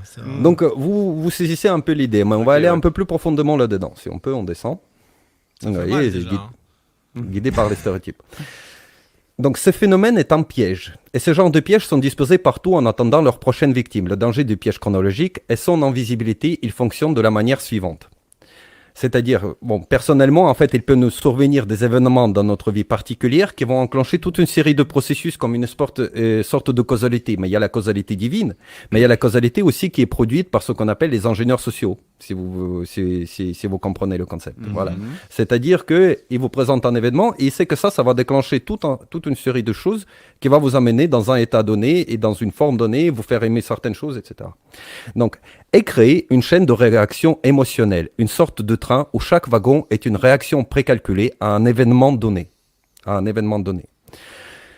Le train s'active et la chaîne des chronodépendances commence à développer son propre algorithme.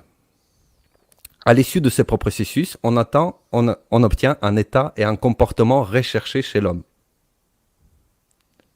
Est-ce que vous voyez un petit peu... Moi, ce qui me Je sais que c'est complexe, c'est un truc plus à réfléchir en fait.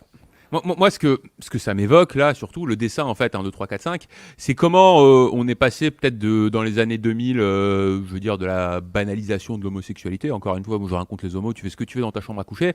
Et 20 ans plus tard, on se retrouve avec les garçons, c'est des filles, les filles, c'est des garçons, les drag queens dans la classe maternelle. Et si t'es pas d'accord avec ça, t'es un sale hob, un phobe, un east ou un truc comme ça, quoi. Alors, on a les homosexuels qui, historiquement, il y en a toujours eu, tu vois.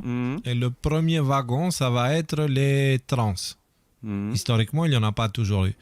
Parce que c'est vraiment une opération, etc. On n'a pas toujours eu les moyens de faire ça physiquement, tu vois. Du coup, les trans, ça devient une vraie femme, tu vois. Donc, on n'est plus dans l'homosexualité, on est dans c'est une vraie femme. Du coup, hop, il faut s'adapter à ça. Et après, à partir de là, le deuxième wagon, c'est moi, je suis bi.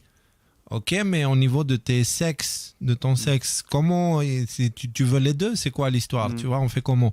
Oui, non, je suis comme ça et du coup, hop, il faut que tu tolères ça. Ensuite, non, c'est pas bi, c'est non-binaire, c'est pas bisexuel, c'est non-binaire. C'est non-binaire, voilà. Ça, Ensuite, le troisième, c'est moi je veux avec les animaux aussi, tu vois. Ah ouais, ok, mais attends une minute parce que là, ah ouais, non, mais si tu acceptes les deux autres, il faut accepter le troisième. Et c'est...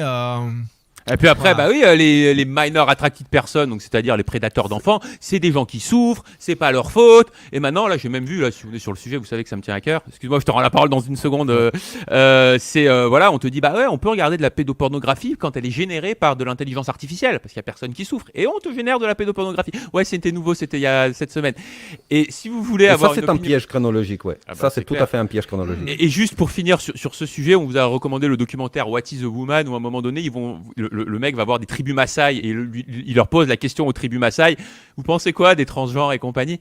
C'est un passage extrêmement savoureux que je vous recommande en fait, ce passage-là. Donc en gros, vous avez compris, il en était pareil par exemple avec le droit à l'avortement. Le droit à l'avortement, c'est une chose, et aujourd'hui on en arrive à des inepties où par exemple on peut faire un avortement après naissance, quoi, à terme. Donc vous voyez, on change de concept, et c'est tout ça, le train, l'algorithme qui se met à marcher. J'espère que ma mère voudra pas m'avorter un jour. Hein. C'est ça, moi aussi. Moi, ça va, je suis orphelin, il n'y a plus personne qui peut m'avorter. Je suis rassuré à ce niveau-là. On sait jamais, tu peux trouver une descendance machin qui déciderait. Et puis, je peux t'adopter, Nicolas? Vas-y. Non, okay. si c'est pour ton plan machiavélique, même pas la peine. Donc voilà, c'est un peu comme ça. À la sortie de ces trains, en fait, en gros, vous obtenez un état d'individu avec un certain nombre de programmes, un certain nombre de pensées, un certain nombre de croyances. Parce qu'il a traversé toutes les étapes d'acceptation, d'adhésion et ensuite de militantisme vis-à-vis d'une certaine idée, d'une certaine pensée. Mais on fait ça également avec les sociétés. J'ai un point important à rajouter, j'ai peur de l'oublier, donc je vais vous le dire maintenant, mais tu as dit un truc très très important quand tu as commencé à décrire tous ces processus-là, c'est que ces processus, à part celui de la guerre, sont des processus qui prennent très longtemps et qui s'expriment vraiment dans le temps. Okay, et aujourd'hui, la raison pour laquelle ça saute aux yeux toute la folie de la société, c'est justement parce qu'on a un acteur de toute cette espèce de micmac politique, géopolitique dans lequel on a les deux pieds dedans, qui accélère ce processus. Et que ce processus qui se fait tout petit à petit, sur 25, 30, 40 ans, quand il a lieu sur 2 ans, tu te dis, ah, mais qu'est-ce qui s'est passé là, en fait, les gars là. Et voilà, je trouvais que c'était important. Non, mais surtout que c'est quelqu'un qui est venu bousculer aussi tous les pièges chronologiques. Il est venu donner un coup de pied en donnant un exemple différent. Donc, tu avais le train qui était parti, et puis il y a l'autre qui arrive et qui dit non, attendez, parce que si vous vous rappelez, dans le premier, c'était très différent. Et là, les gens, ils sont là, genre, oh merde, c'est vrai. Donc, bref, vous savez de qui on parle. Allez, on avance. Allez, on enchaîne. La Kabbale construit des chronodépendances, elle les active lorsque nécessaire. Quant à l'homo zombicus, n'y comprenant rien, il réagit comme prévu. Tout ça se déroule tout seul, sans intervention extérieure. Ces chaînes se nomment des algorithmes. Il y a des cours à effet quasi instantané et des langues qui se déroulent sur des décennies, voire des siècles.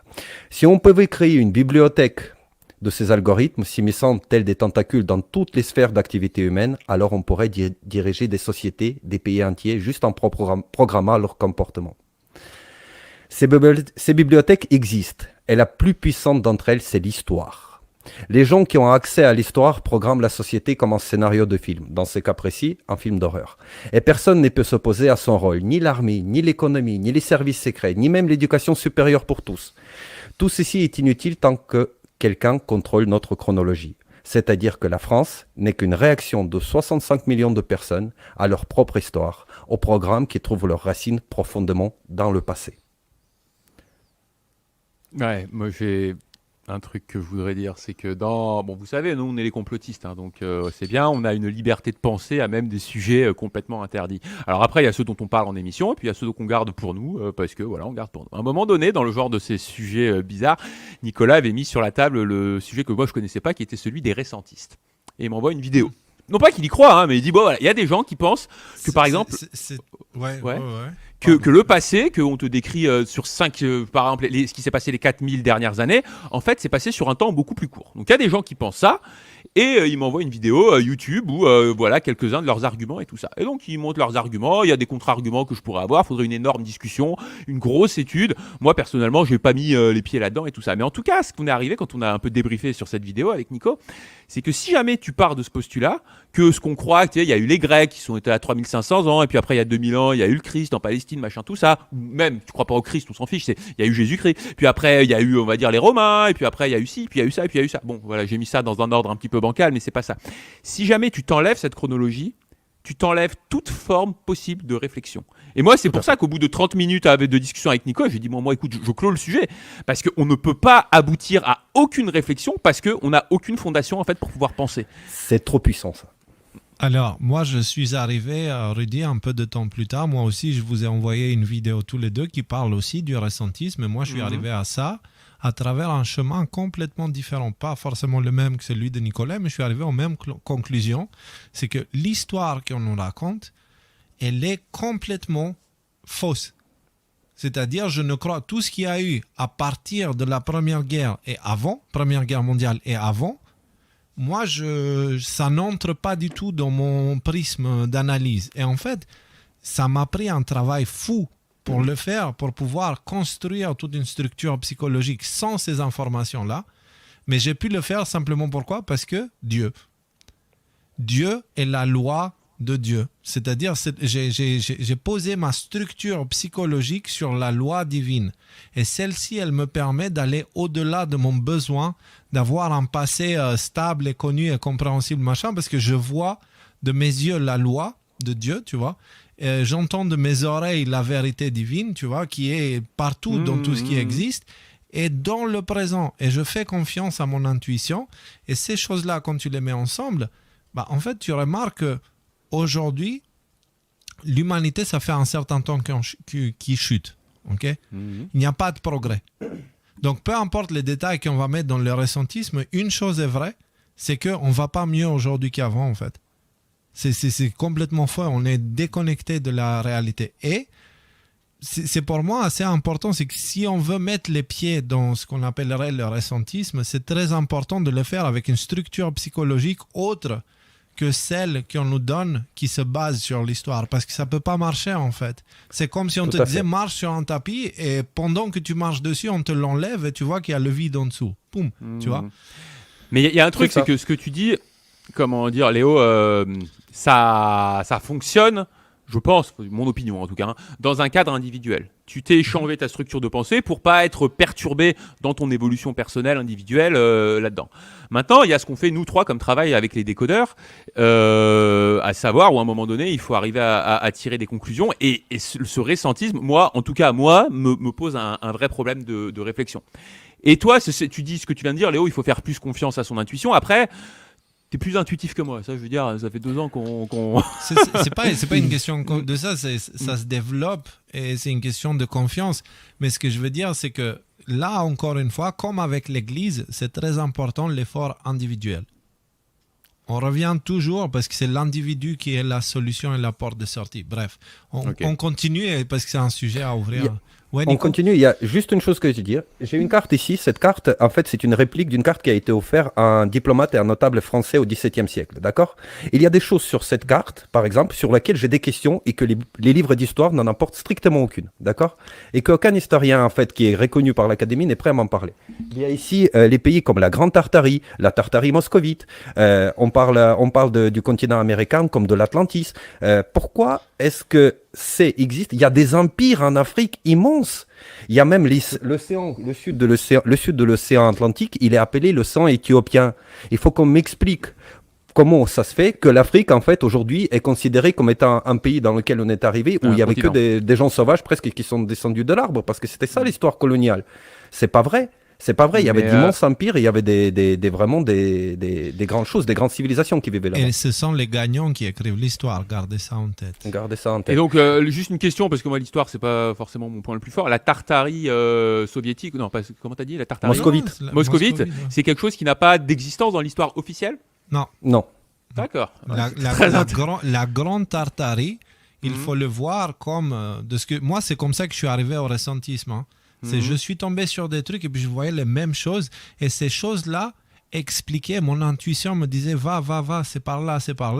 Et en fait, je commençais à comprendre pourquoi, dans la Deuxième Guerre mondiale, on a complètement ignoré le rôle de la Russie, en fait. Tu vois ? Alors que les gentils, c'est l'Occident. Non, désolé, l'Occident aurait fait rien du tout sans la Russie. Mais c'est vrai que c'est une excellente remarque. Tu vois, on a enlevé la Russie. Pourquoi ? Parce que la Russie... il y a encore des restes de cette civilisation que, tu sais, comme on a la civilisation occidentale qui est composée de plein de pays différents, mais c'est une civilisation. Avant 1900, il y avait avant même 1800, il y avait une autre civilisation qui est la civilisation de la Grande Tartarie, qui est composée de plusieurs différents pays que tu peux trouver dans toutes les anciennes cartes qui datent d'avant 1800. Tu vois, tu peux les trouver dans la carte. Tu vois, la Grande Tartarie, c'est écrit. Et cette civilisation-là est en guerre depuis, tu vois. Mais petit à petit, elle s'est, on va dire, elle a perdu cette unité qu'il y avait à l'époque, tu vois. Elle a été détruite d'une façon ou d'une autre. Ouais. Il y a tout, et en fait, la Deuxième Guerre mondiale, pour moi, c'est ce que j'ai expliqué au dernier live, c'était vraiment la transition finale de pouvoir entre les restes de la civilisation d'avant, tu vois, de la Grande Tartarie et tout ça. C'était la finalité de l'exécution de la Grande Tartarie. Le problème, c'est qu'il y a des choses qui restent, et c'est en Russie. Et c'est pour ça que la Russie est toujours un outsider au niveau de l'histoire mondiale. Et en ce moment même, qui fait son retour ? C'est la Russie. Et toutes ces choses-là, elles sont liées. Si vous regardez de ce côté-là... Question à $1 million, est-ce que vous pensez qu'un jour, opinion, on saura ? Tout sera révélé. Il n'y a pas une seule vérité qui restera cachée. Pas une seule. Toutes ces choses. Parce que moi, je ne dis pas que je sais. Je dis que je ne crois plus du tout à la thèse officielle. Elle n'a absolument aucun sens. Moi, je n'ai pas vu d'évolution technologique ou quoi que ce soit. J'ai vu une dévolution humaine, une chute de l'humanité. C'est tout ce que je vois. Là, tu viens de dire un truc super important. Je pense que ça va très bien dans le sujet. Ok, tu as compris que quelque chose qu'on t'a raconté était faux, mais tu n'as pas le besoin de le remplacer par autre chose. Ce vide, tu n'as pas besoin de le remplacer par une autre idée préconçue. Si j'ai besoin, mais par contre, je reste justement, la première leçon, c'est l'humilité. C'est si je me suis fait avoir tout ce temps-là, avant de dire que je sais, je vais prendre vraiment du recul et de la distance parce que justement, pour l'instant, la seule chose que je sais, c'est que je ne sais rien. Donc, mais c'est bien parce que là, on a mis vraiment le point en fait sur à quel point cette arme elle est puissante puisqu'on n'arrive plus à se penser nous-mêmes en tant qu'individu, en tant que peuple, en tant que civilisation, tout ce genre de choses, quand notre chronologie ne nous appartient pas, qu'on ne la connaît pas. Et d'ailleurs, excellent exemple avec la Russie, parce que moi qui travaillais dans une école, je me suis rendu compte que les gamins d'aujourd'hui, quand tu leur poses la question qui faisait la guerre pendant la Seconde Guerre mondiale, qui l'a gagnée, l'URSS n'existe pas dans leur perception de ça. Donc ça veut dire qu'il y a déjà une bascule qui a été faite. Bon, je vous propose de poursuivre maintenant. Vas-y. Donc voilà, il est impossible de changer un pays sans avoir l'accès à ses manuels d'histoire. Celui qui contrôle le passé est celui qui donne forme à la France. Et même aux autres pays, ça s'étend absolument tous les pays. L'histoire, c'est comme un Lego, des cubes à partir desquels on peut créer un labyrinthe comportemental et les gens vont le parcourir comme des souris. Si vous voyez, quand vous décrivez l'histoire aux gens, vous créez la façon, nous les Français, on est comme ça, on fait ça, machin, etc. Et les gens, en fait, ils évoluent en fonction de ça, en fonction de ce qu'ils savent. Un exemple très concret de ça. Tu nais en Israël, d'accord, juif, d'une famille juive. À côté, tu as la Palestine, un autre enfant qui naît. Ces enfants-là, ils ne se connaissent pas du tout, d'accord. Ils ne se connaissent pas du tout. Mais leur passé tel qu'il a été construit leur dit il faut que vous vous détestez. Et donc ces deux-là, sans même savoir pourquoi entre eux, alors que ce sont deux humains qui viennent de la même manière au monde, ils se détestent. Et ça, c'est l'histoire.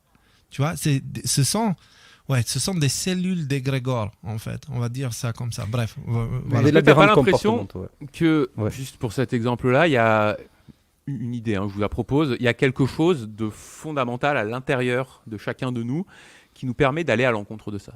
Et on voit beaucoup d'images de gens qui se font des câlins alors même qu'ils sont supposés se détester. Dans l'exemple que tu donnes, c'est très clair.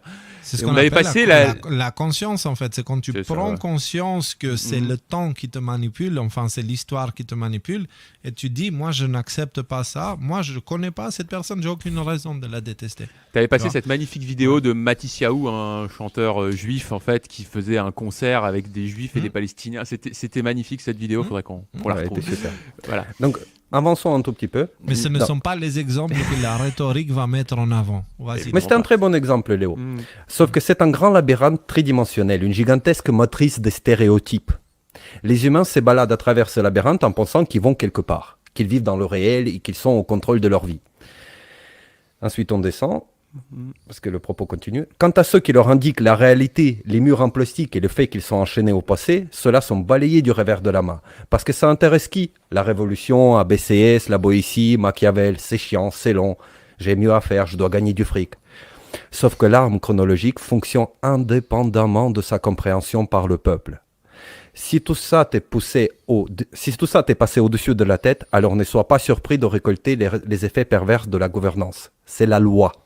Et c'est la loi, c'est comme ça que les choses fonctionnent. Ça n'intéresse personne si tu étais au courant ou pas. C'est un algorithme en marche, en fait. Donc, c'est le slogan de Macron, l'algorithme en marche. Mais oui, ils posent leur propre algorithme, et ils en sont soumis d'ailleurs. Pour résumer, la priorité chronologique, c'est la capacité du cerveau à identifier les processus et voir leur orientation dans un tas d'événements désarticulés et en forme.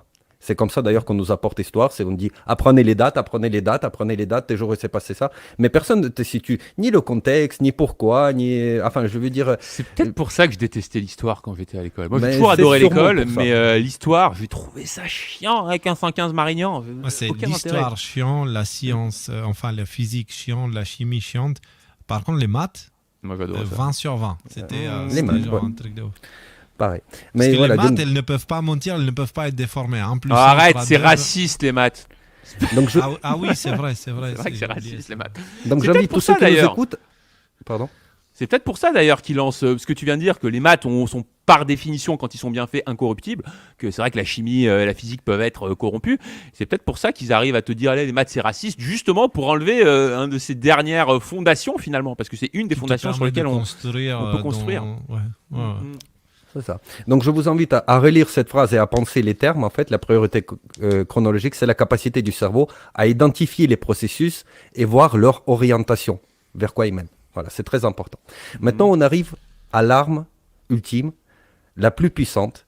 C'est le but du chemin, en fait, de l'idée de pourquoi tout ça, en fait, au final. Et c'est l'arme conceptuelle. C'est la première des priorités et elle est la plus terrifiante. D'abord, sa vitesse. Cette priorité fonctionne si lentement que pour le commun des mortels, elle semble être un bruit à peine perceptible, se perdant dans les déferlantes tumultueuses de l'océan de l'information. Ah, je suis fier de ma phrase. Elle est pas mal, elle est pas mal. Humain lambda ne voit que des phénomènes et informations à haute fréquence, dont la longueur d'onde ne dépasse pas les 14 jours. Mais un pas de l'incidence conceptuelle peut durer 1 an, 10 ans, voire un siècle, voire même millénaire, s'il le faut. En partant de là, un homo zompicus n'est tout simplement pas capable d'y voir quoi que ce soit dans ce processus. Voilà, vous avez un petit schéma en dessous qui le décrit un peu. C'est-à-dire que si vous êtes une fourmi, d'accord, supposons sur une corde, ou même quelque chose encore plus petit, vous vous rendez même pas compte que vous êtes sur la terre ferme, en fait, globalement. Alors que pour un humain, il marcherait sur un truc très très fin, il doit rester en équilibre. Mhm. Et au niveau temporel, en fait, c'est ça le principe des proportions. On descend. La puissance de l'arme conceptuelle... Ça, c'est une très belle image.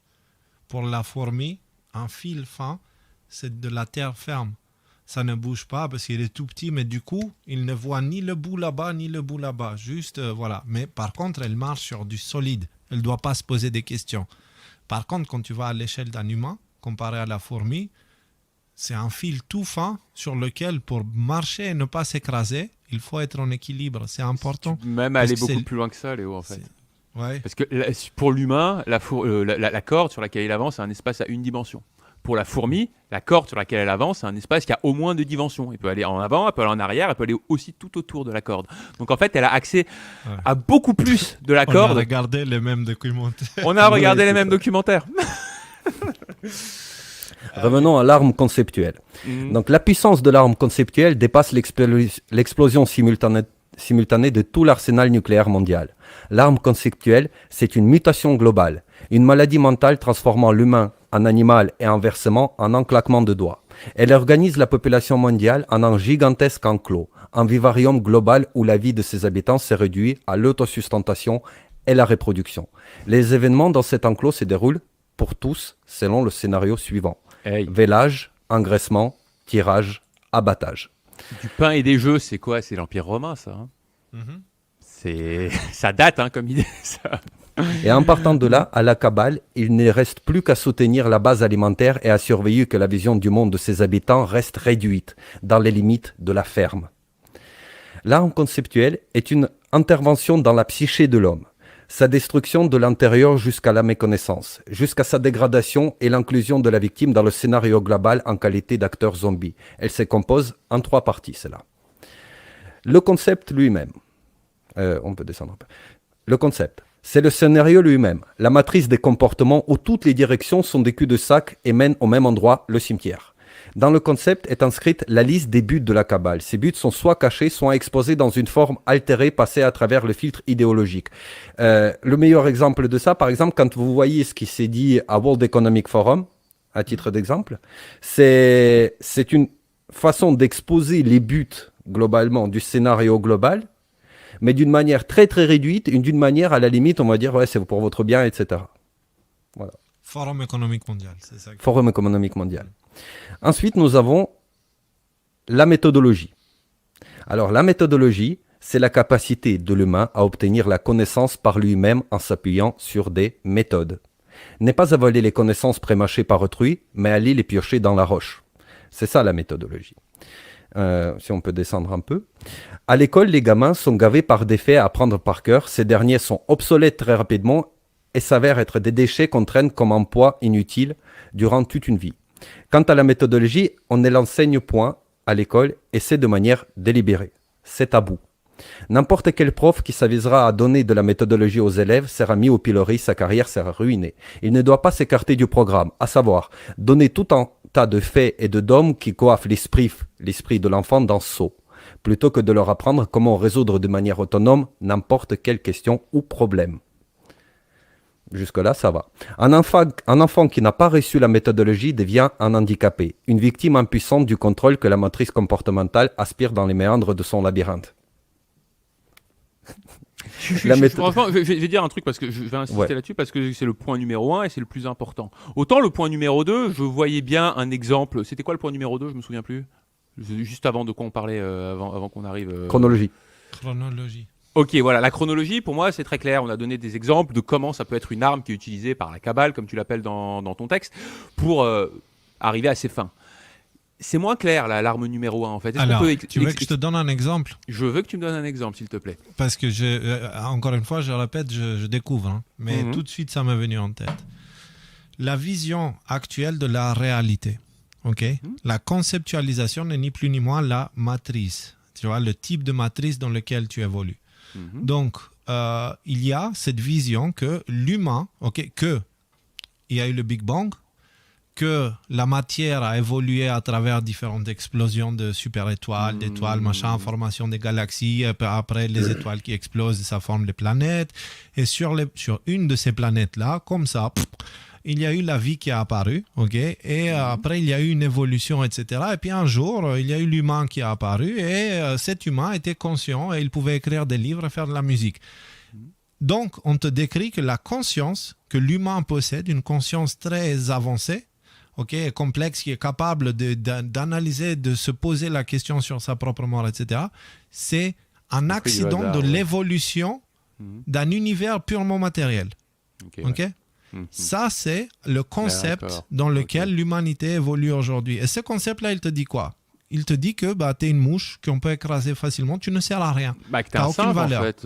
Même pas tu es un primate, en fait. C'est ça qu'on te dit. Tu es un primate qui sait jouer de la guitare. En gros, c'est un peu ça. Que tu es matière, que tu viens de la matière, que matière est ton Dieu. Donc, du coup, si la matière, en fait, elle est menacée par ton comportement, on peut te faire tout et n'importe quoi au nom de la matière elle-même. D'accord. Alors, en fait, même...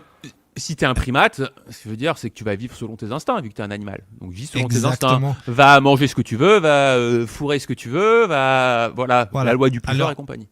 Moi, j'ai un autre concept. Et justement, ça, c'était l'ancien concept dans lequel je baignais dedans à fond, celui que je viens de décrire, parce que la science me mettait ça dans la gueule tout le temps. Prends ça, physique quantique, prends ça, évolution, prends ça dans la gueule. Tu n'es qu'un accident tu n'es qu'un accident. Ok. Puis un jour, révélation, un autre concept. Donc, celui-là, il est mort pour moi et je suis rené, c'est-à-dire j'existe d'une autre manière, qui est celle de, d'abord, il y a la conscience, et c'est la conscience qui fait manifester la matière et qui fait évoluer les choses. Donc, la conscience projette la réalité. Il y a une conscience, en fait, c'est la conscience et la matière, c'est une interaction avec elle-même. Donc, je vois cette réalité comme le rêve d'un certain rêveur que toutes les religions appellent Dieu, Et ce rêveur, il a un caractère et il a une identité. Ce caractère et cette identité se manifestent à travers la loi de l'univers, Et si moi, j'adopte la loi de l'univers dans mon quotidien et je vis à travers cette loi de l'univers, je finis par devenir comme le créateur, voire le créateur lui-même. C'est-à-dire que je n'ai plus de prénom, je n'ai plus d'ego, je n'ai plus de machin, et j'ai accès à des choses. C'est pas Léo qui devient le créateur, c'est Léo qui se dissout dans le créateur. Le créateur. Dans la création, voilà. Ok. Exactement. Léo Ok. cesse d'exister pour laisser la place au rêveur. Voilà. Ouais, c'est un excellent exemple, c'est très clair. Mais juste, je voudrais juste rajouter quelque chose, c'est que c'est marrant, c'est que tu parles de physique quantique dans le premier exemple. Tu parles de ta deuxième, finalement, de ta nouvelle vision des choses. Et c'est intéressant que la physique quantique, en fait, dans sa base, te dit que l'observateur, la conscience crée, en fait, fait se cristalliser la matière. C'est l'observateur qui fait que on passe du nombre de probabilités quantiques à, ok, l'électron, en fait, il était ici ou il était là. Alors, pour ceux qui veulent savoir, cherchez qu'est-ce que c'est dualité onde-corpuscule. Cherchez aussi les expériences, les Schrödinger. expériences avec le chat de Schrödinger. Et tu sais, là, les interférences, là, les trucs de Young. C'est ça, là, la dualité onde-corpuscule, en fait. Mmh. C'est ça. Donc voilà, cherchez ces choses-là et vous allez comprendre que même la physique quantique aujourd'hui, elle te dit que la réalité est projetée d'une certaine manière. Elle est projetée par l'observateur, concrètement. Okay, alors, c'est expliqué avec des termes très techniques, etc. Bien sûr. Mais on pourrait imaginer que le rêve fonctionne de la même manière. Tu vois, dans le rêve, c'est moi qui rêve, c'est moi qui projette cette réalité-là. Tu vois, donc la réalité du rêve. Bref, moi j'adore. Voilà, donc voilà les concepts. C'est ça. Nico, tu me dis si je me suis trompé. Hein, j'ai Non, tu te présenté trompes pas deux du tout concepts parce que complètement différents. en fait, le concept, c'est que elle existe à différents stades et étapes en fait. Et avant de finir, si tu crois que tu es un accident de l'évolution, ok, tu vas avoir l'impression que tu es né comme ça sans raison, que ta vie ça sert à rien et que à la fin tu vas mourir et cesser d'exister. Et ça va impacter tes choix. C'est clair. Ça va Tout à fait. impacter tes choix d'une manière concrète parce que tu vas avoir constamment peur. Peur de quoi? De la mort. Pourquoi? Parce que mort égale game over. Et Alors donc du coup, tu vas profiter, amasser, Voilà, les tant que t'es plaisirs. Moi, dans l'exemple que je propose, moi, le rêveur, le rêvé, etc., ça veut dire que nous sommes tous connectés, nous sommes tous un, et il n'y a pas de fin. Parce que Léo cesse d'exister, il devient autre chose, tu vois. Parce que Léo, il fait partie d'un grand tout, du rêveur, du subconscient et du conscient du rêveur. Voilà. Ouais, il y a un Et truc de ce fait, mes choix ne sont pas les mêmes. Ça veut dire que la peur ne fait pas partie de mon vocabulaire parce que rien qui existe dans ce monde peut m'atteindre parce que je ne suis pas de ce monde. Tu vois ce que je veux dire? Ça peut t'atteindre momentanément, mais ça peut pas t'atteindre de manière ça peut définitive. atteindre Léo, mais pas moi. Ah d'accord, ouais. Moi, Le ce que je rêveur, trouve- pas ce que le je rêveur. voudrais souligner, parce que bon, moi, je veux dire, c'est beaucoup plus clair. Merci pour cet exemple. Mais à quel point, quand tu es dans un concept, ça te paraît une évidence qu'il n'y a rien d'autre que ce concept. Mhm. Ok? Comment tu viens de nous donner qu'il y a deux concepts différents, mais que quand tu es dans un concept, et notamment dans ton premier concept, à savoir que voilà, on est le fruit de l'évolution, blablabla, etc. C'est une évidence. Il n'y a rien d'autre, il n'y a pas d'autre chemin. Et donc, quand tu as une conversation avec quelqu'un, de lui dire, ouais, mais attends, on peut peut-être considérer ci et ça, il va te dire, oui, mais il y a quand même une réalité objective. Ok? On descend du singe, on est des animaux, on a des pulsions, on est des pêcheurs. Alors, ça dépend, ça c'est si tu parles avec un religieux ou des choses comme ça. Et voilà, en fait, réalité c'est les objective axiomes de- que tu te poses.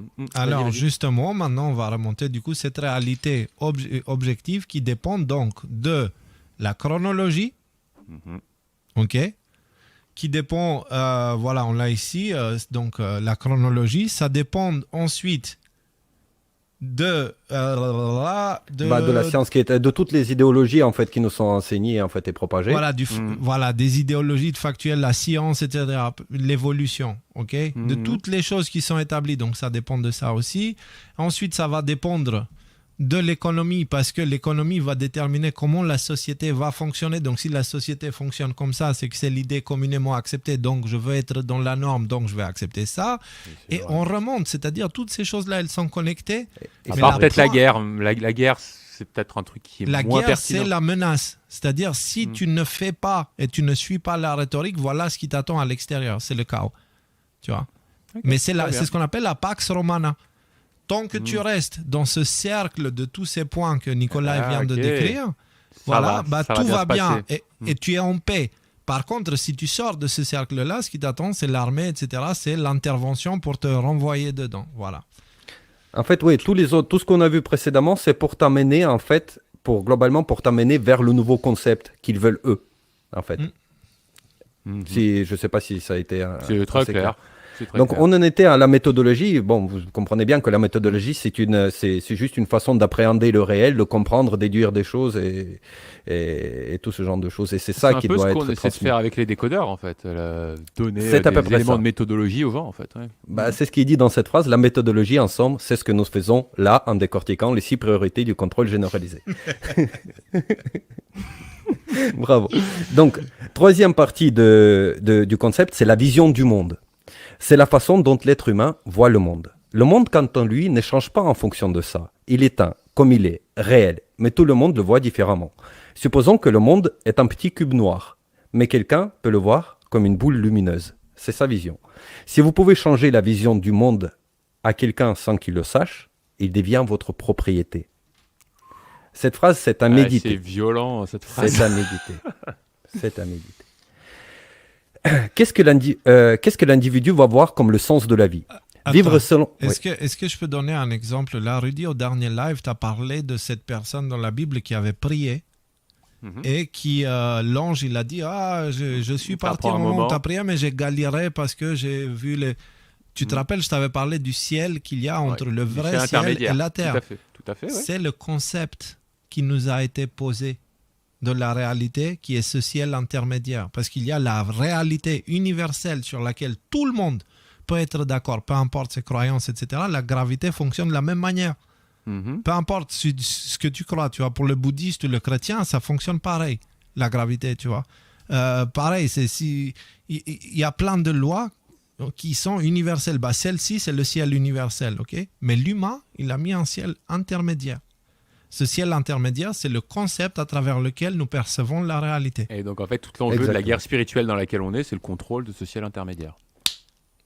Il faut l'éliminer, ce ciel intermédiaire. On y arrive, en fait. on y arrive, vous allez voir. C'est pour ça qu'elle est vraiment très, très bien. On y arrive. Voilà, okay. Vous pouvez changer la vision si vous pouvez changer la vision de quelqu'un, du monde de quelqu'un, il devient votre propriété. Et ça concerne les humains, vraiment, vraiment, vraiment. C'est d'où ils viennent. L'exemple le plus simple, c'est les sectes. Les sectes et les sectants, en fait. Ouais, et très souvent, vous avez vu les dérives qu'il y a. Donc, enchaînons. Je sais pas, moi, l'exemple de la télé, là, qu'on voit en bas à droite dans l'image, me paraît extrêmement pertinent, en fait. Qu'est-ce que l'individu va voir comme le sens de la vie?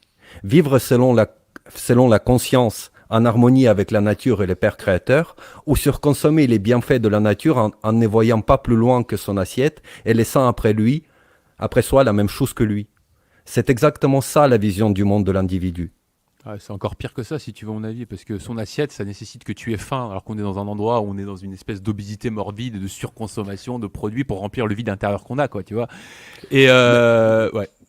Mais c'est c'est l'extension de la même logique, en fait, peu plus sophistiquée pour donner l'exemple qu'on vit dans quelque chose de très sophistiqué. En réalité, c'est très simple.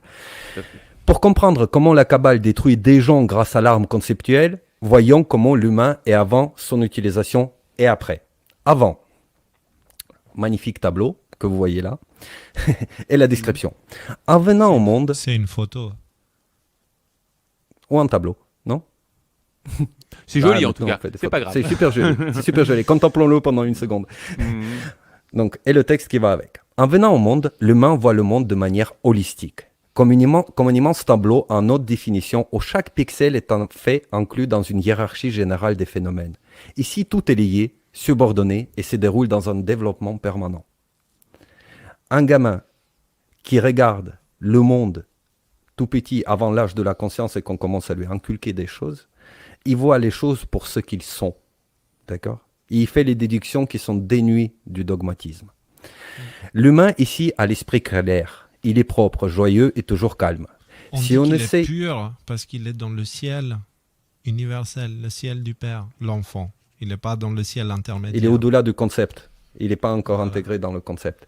Si on essaye de faire croire des fausses choses à cet individu, ces choses se décrochent d'elles-mêmes du grand tableau, descends un peu, du tableau, sans influencer la structure globale de son monde. Pour cela, il est très difficile de manipuler ce genre de personnes, leur faire peur avec le rhume d'une chauve-souris ou d'en faire un idiot utile. Cette personne voit le monde holistiquement et son opinion ne peut pas être brisée par des provocations, références aux autorités compétentes et les hurlements de journalistes de 20 heures. Tous les humains naissent comme cela et naturellement doivent le rester. Je répète, tous les humains naissent comme cela. Mais pour que le monde... C'est divine finalement, quoi. Qu'on essaie de nous voler. C'est ça. C'est le souffle divin dans chacun d'entre nous à la naissance. Mais pour que le monde ne se réalise pas comme une société d'humains dignes, intellectuellement et moralement sains, vivant sous le diktat de la conscience, la Kabbale applique l'arme conceptuelle. Maintenant, on va voir ce qui se passe après. Ouais. Non, je dirais après, du coup, quand tu finiras. Et on va répondre, parce que l'école, c'est très très clé. C'est pour ça qu'il est obligatoire d'ailleurs dans la plupart des pays. Vous allez voir, c'est de la folie. Les enfants sont confiés à des écoles débilisantes où commencent les premières étapes du pourrissement intellectuel. Ensuite, des universités et ainsi de suite. L'arme conceptuelle détruit la représentation du monde de l'individu. Ces tableaux composés de trillions de pixels en un tas informe. Les fils liant les processus et les phénomènes sont coupés. Leur hiérarchie et leur chronologie sont perturbées. Tous les faits sont mélangés en une soupe d'informations partielles, insubordonnées et incohérentes. Et anxiogène, et qui fait peur, et on pourrait rajouter tout ça. Hein. C'est ça. Et vu que c'est une soupe, en fait, on peut rajouter n'importe quoi dans cette soupe. On a détaché les choses entre elles, etc. On peut rajouter n'importe quoi dedans et faire croire absolument n'importe quelle connerie à n'importe qui. Continuons, voilà. Ici, c'est pour illustrer. Voilà, vous avez vu le tableau tout à l'heure et là, vous voyez les phénomènes. Je peux descendre un peu. Donc cet individu, un handicapé méthodologique désormais, avance dans la vie guidé exclusivement par des réflexes et des stéréotypes, programme de comportement. Par des réflexes et des stéréotypes, puisqu'il n'a plus la vision holistique du monde. Et okay, j'ai l'impression que tu essaies de sous-entendre quelque chose, je suis pas vraiment sûr de saisir qu'est-ce que tu sous-entends. Je comprends la référence de Léo, hein, on est juste une autre brique dans le mur, hein, donc Pink Floyd, mais qu'est-ce que tu veux dire toi, Nico? En fait, il est incrusté dans l'immédiat, d'accord. Et en fait, il réagit soit par réflexe, soit comme on l'a inculqué, en fait. C'est ça les stéréotypes. Ils sont dans la réaction, ils fonctionnent dans la réaction, dans l'instinct, ok. Donc, ils ne sont pas très différents d'un animal. Et un animal, c'est prévisible et tu peux l'entraîner. D'accord ? Ouais, tu peux le, ouais, tout à fait. Ouais. Voilà. Et du coup, c'est ce qu'ils font avec l'humanité. Ils éloignent l'humanité de leur conscience. Okay, pour en faire du bétail, en fait. Et leur autonomie pour les transformer à une bête. Ok. L'ensemble de cette humanité qui fonctionne par réflexe, c'est la bête. Tu vois ? Mais ça se manifeste par différents mécanismes parce que ça, c'est le corps de la bête, mais la bête, elle a une tête. Enfin, elle a plusieurs têtes, plusieurs corps. Bref, ça se comprend. Et donc, c'est ça qu'ils essayent de faire. Alors, pour revenir à ce que je disais tout à l'heure, depuis le début avec les décodeurs, je vous ai dit que moi, l'image détaillée de l'actualité ne m'intéresse pas, en fait. Je n'ai jamais voulu faire BFM TV. Pourquoi ? Parce que aller coller mon visage à cette magnifique image et commencer à vous dire, ici je vois un pixel vert, ici je vois un pixel vert clair, ici je vois un pixel jaune. Tu vois, si je vous dis ça, on s'en fout parce que ça n'a aucune beauté. Alors que quand je recule et je vois l'image de l'ensemble, je vois un merveilleux paysage. Et c'est la même chose avec l'actualité en ce moment. C'est marrant parce que moi, je suis exactement à l'opposé de toi. Hein, comme tu m'appelais, Rudy Full HD. Et c'est justement pour montrer la laideur du monde que je colle mon nez au tableau, en fait. Regardez ça, en espérant qu'une accumulation de laideur va t'enlever de la tête que tu vis dans un monde idéal et que de toute façon, on est dans le meilleur des mondes possibles, en fait. Et qu'il faut vraiment changer quelque chose. Si tu fais que ça... Ça a un coût personnel. Ça, c'est la chute. C'est la chute. C'est-à-dire que tu entres dans le réflexe parce que j'ai peur. Ah oui, non, mais moi je fais ça à but pédagogique. Je fais pas ça à but personnel. Non, en fait. C'est pour ça qu'avec les décodeurs, on a eu toujours la partie actualité et la partie spiritualité. Ça s'adresse à ceux qui disent qu'on a commencé à parler de spiritualité récemment. Ça a toujours été le cas. Parce que l'image, on s'en fout du pixel. Et en plus, ici, s'il y a 1 ou 2 ou 3 pixels qui changent, l'image de l'ensemble reste la même. Tu vois ? Et l'image de l'ensemble qu'on voit dans l'actualité en ce moment, c'est que nous sommes entrés dans une transition que les forces spirituelles qui veulent maintenir le contrôle de l'humanité à travers ce concept matérialiste essayent à tout prix à continuer à garder le pouvoir en nous mettant dans une situation de peur et de panique.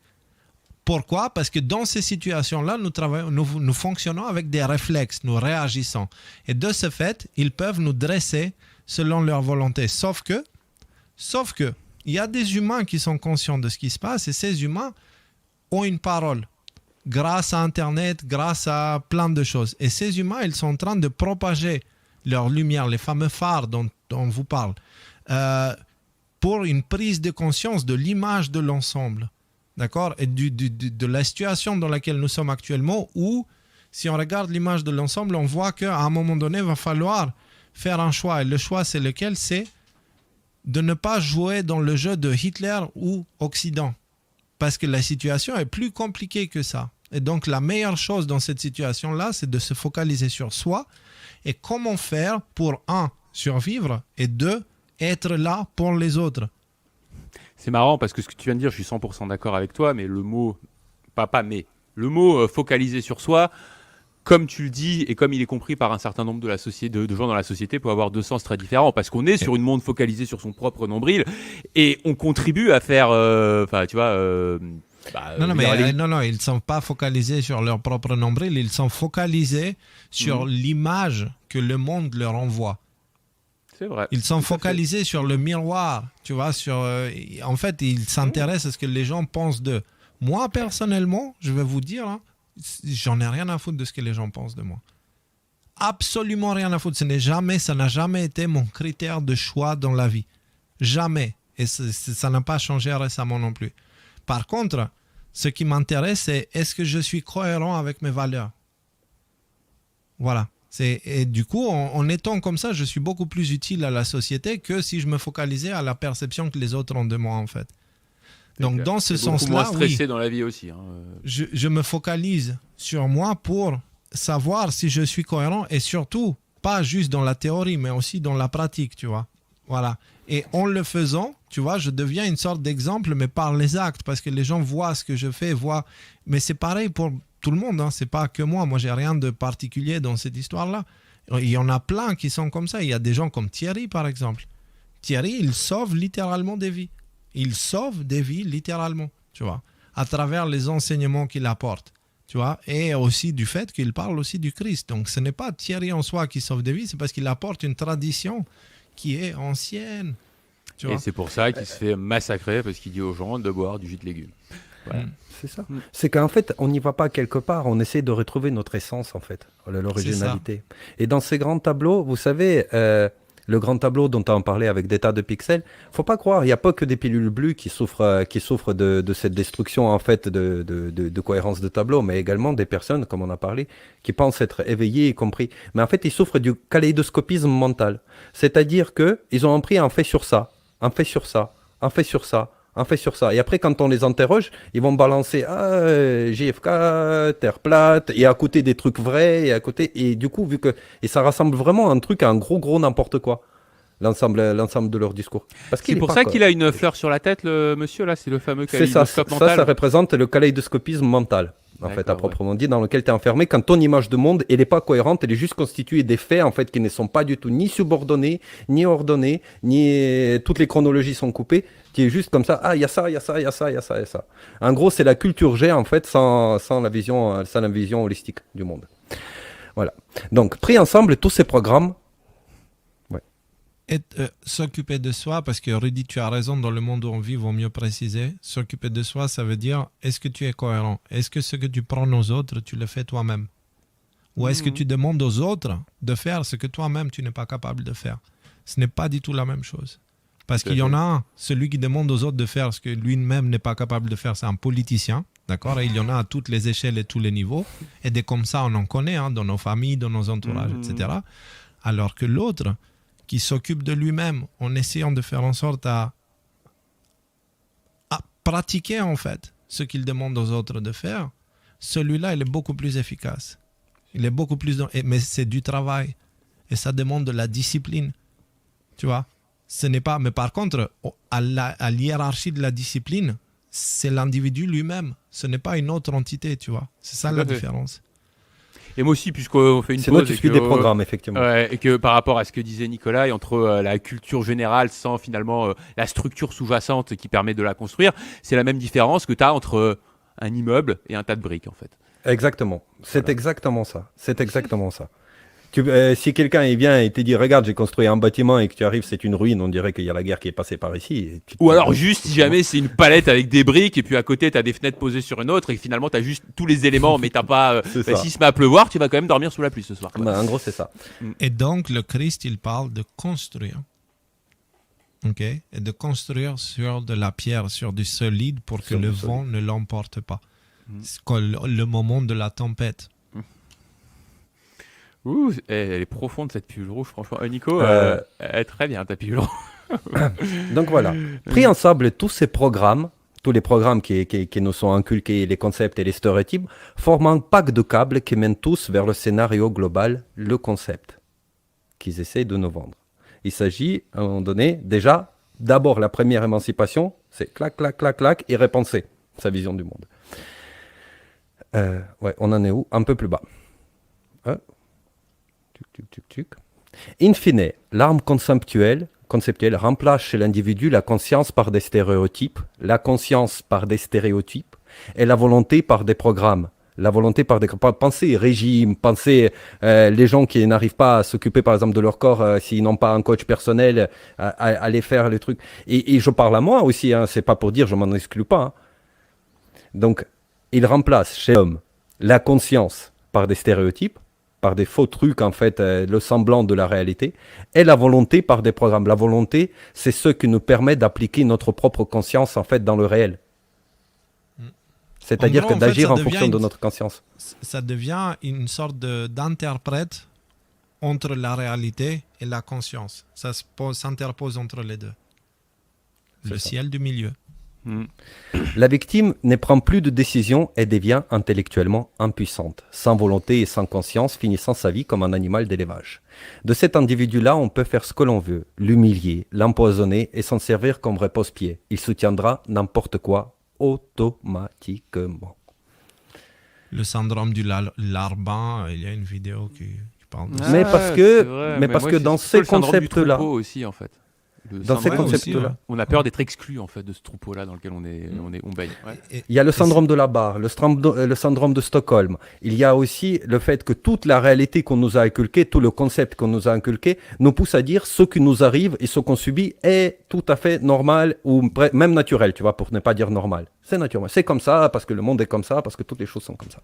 Et il y a peur aussi que si on abandonne cette fois, on n'a plus rien sur laquelle croire et on n'a plus de fondation sur laquelle construire sa propre vie. On préfère une fondation pourrie que pas de fondation du tout. En fait. Et surtout, on prend compte qu'on est une victime. Et on ne veut pas prendre compte qu'on est une victime. Il y a une histoire de femmes africaines qui, quand elles étaient dans leur pays, ils pratiquaient l'excision. C'est quelque chose de horrible, c'est atroce. Okay. Elles habitaient en Allemagne. Et malgré le fait qu'il n'y avait plus aucune obligation autour par des hommes violents pour continuer à pratiquer l'excision, elles continuaient à le pratiquer à leurs enfants.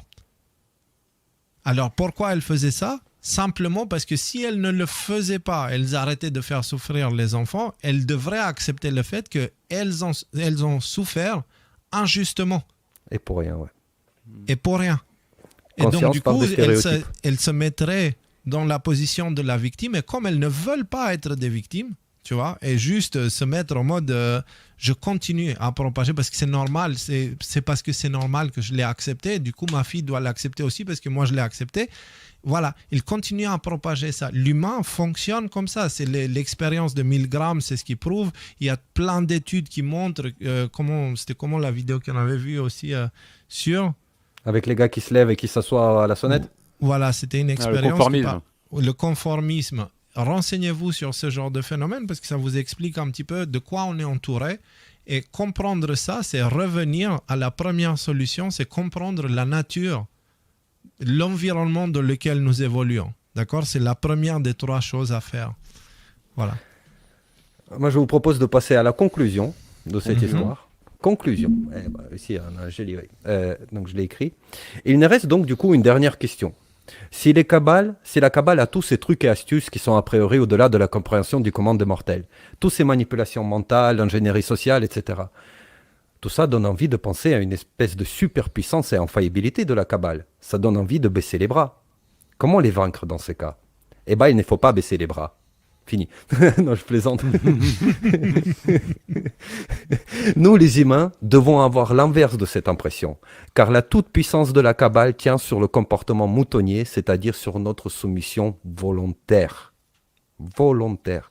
Il suffit à n'importe qui de changer de comportement, cesser d'obéir, et tout cet édifice s'effondre comme une maison de paille. N'importe qui, mais ça passe par l'individuel. Il ne faut pas attendre, on va tous aller, on va tous faire. Non. C'est dans votre propre temple que vous devez chasser les pharisiens. Vous savez, quand votre corps détecte un parasite, d'accord, dans le sang, il y a une surcharge de globules blanches, ok? Et il y a un moment, une globule blanche qui va commencer, qui va aller voir le parasite et qui va l'attaquer. Puis après un deuxième, et puis après un troisième.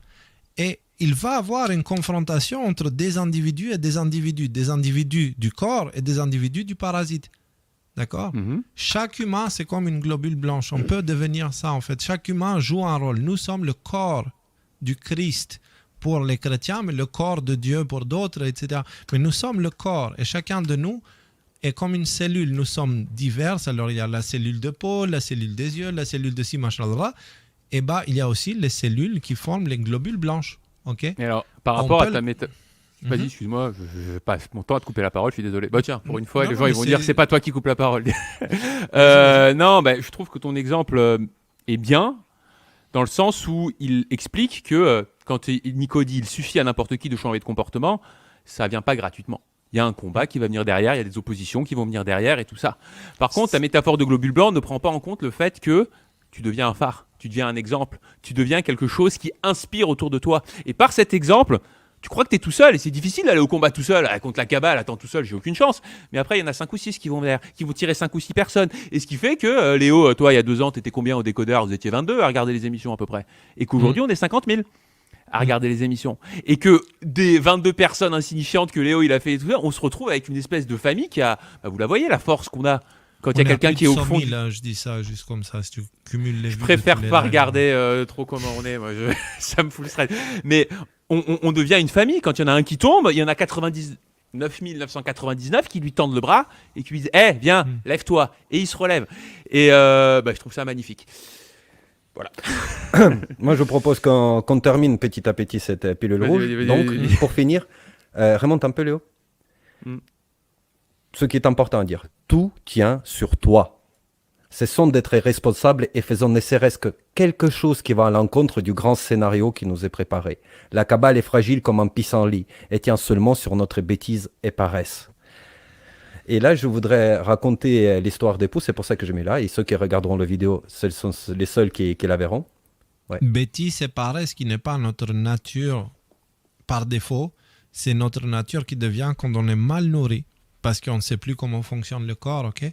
Et quand on dort mal et quand on est déconnecté de la loi du corps, en fait, du fonctionnement du corps, parce que le corps ne vient pas avec un manuel. Mal nourri dans la bouche et mal nourri dans la tête. La diarrhée mentale, on s'en souvient. Hein. Oui, aussi, ouais. Alors, l'histoire des poux. Pour illustrer ça, je vais vous raconter une histoire. Quelqu'un qui dit, ouais, j'ai des poux. Elle est pas scientifiquement exacte, mais c'est juste pour vous imager le truc.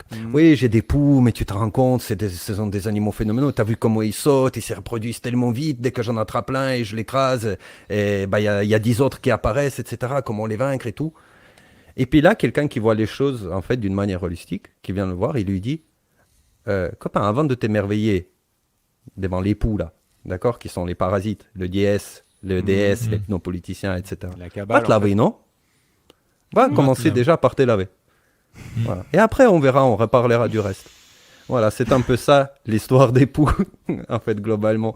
Qu'en fait, toute leur puissance, c'est toute le pensée et tout le mental qu'on leur apporte comme crédit d'existence.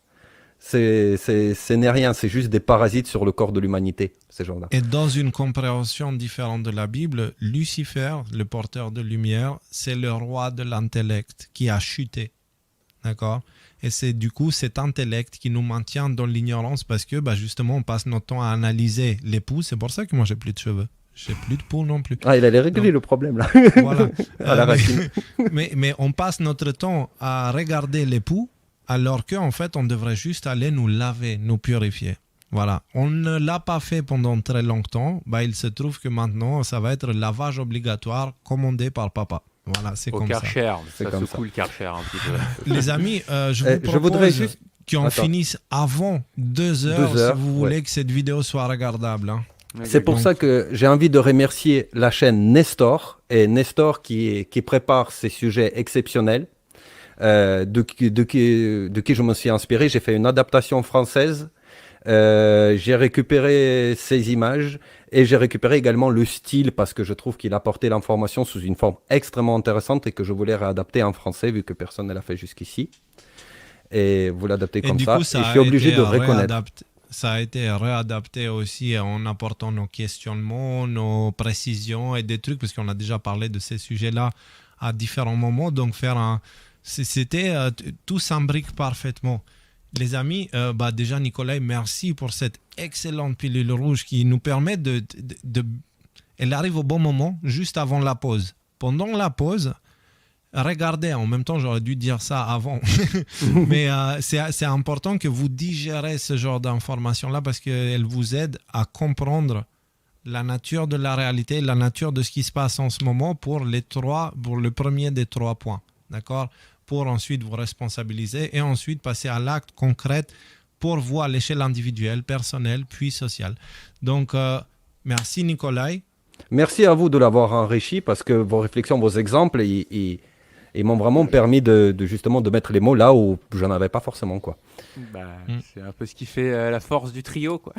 C'est ça. Et c'est ce qui a fait la force du fait que j'ai pas regardé du tout. Du coup, je suis venu avec des questions et une nécessité, un besoin de comprendre. Et en fait, oui, c'est vraiment une très bonne pilule rouge, très instructive. Prenez le temps de la regarder. Merci de l'avoir regardée. Surtout. Et bisous et puis à très bientôt du coup. À très bientôt. À demain. À très bientôt. On continue.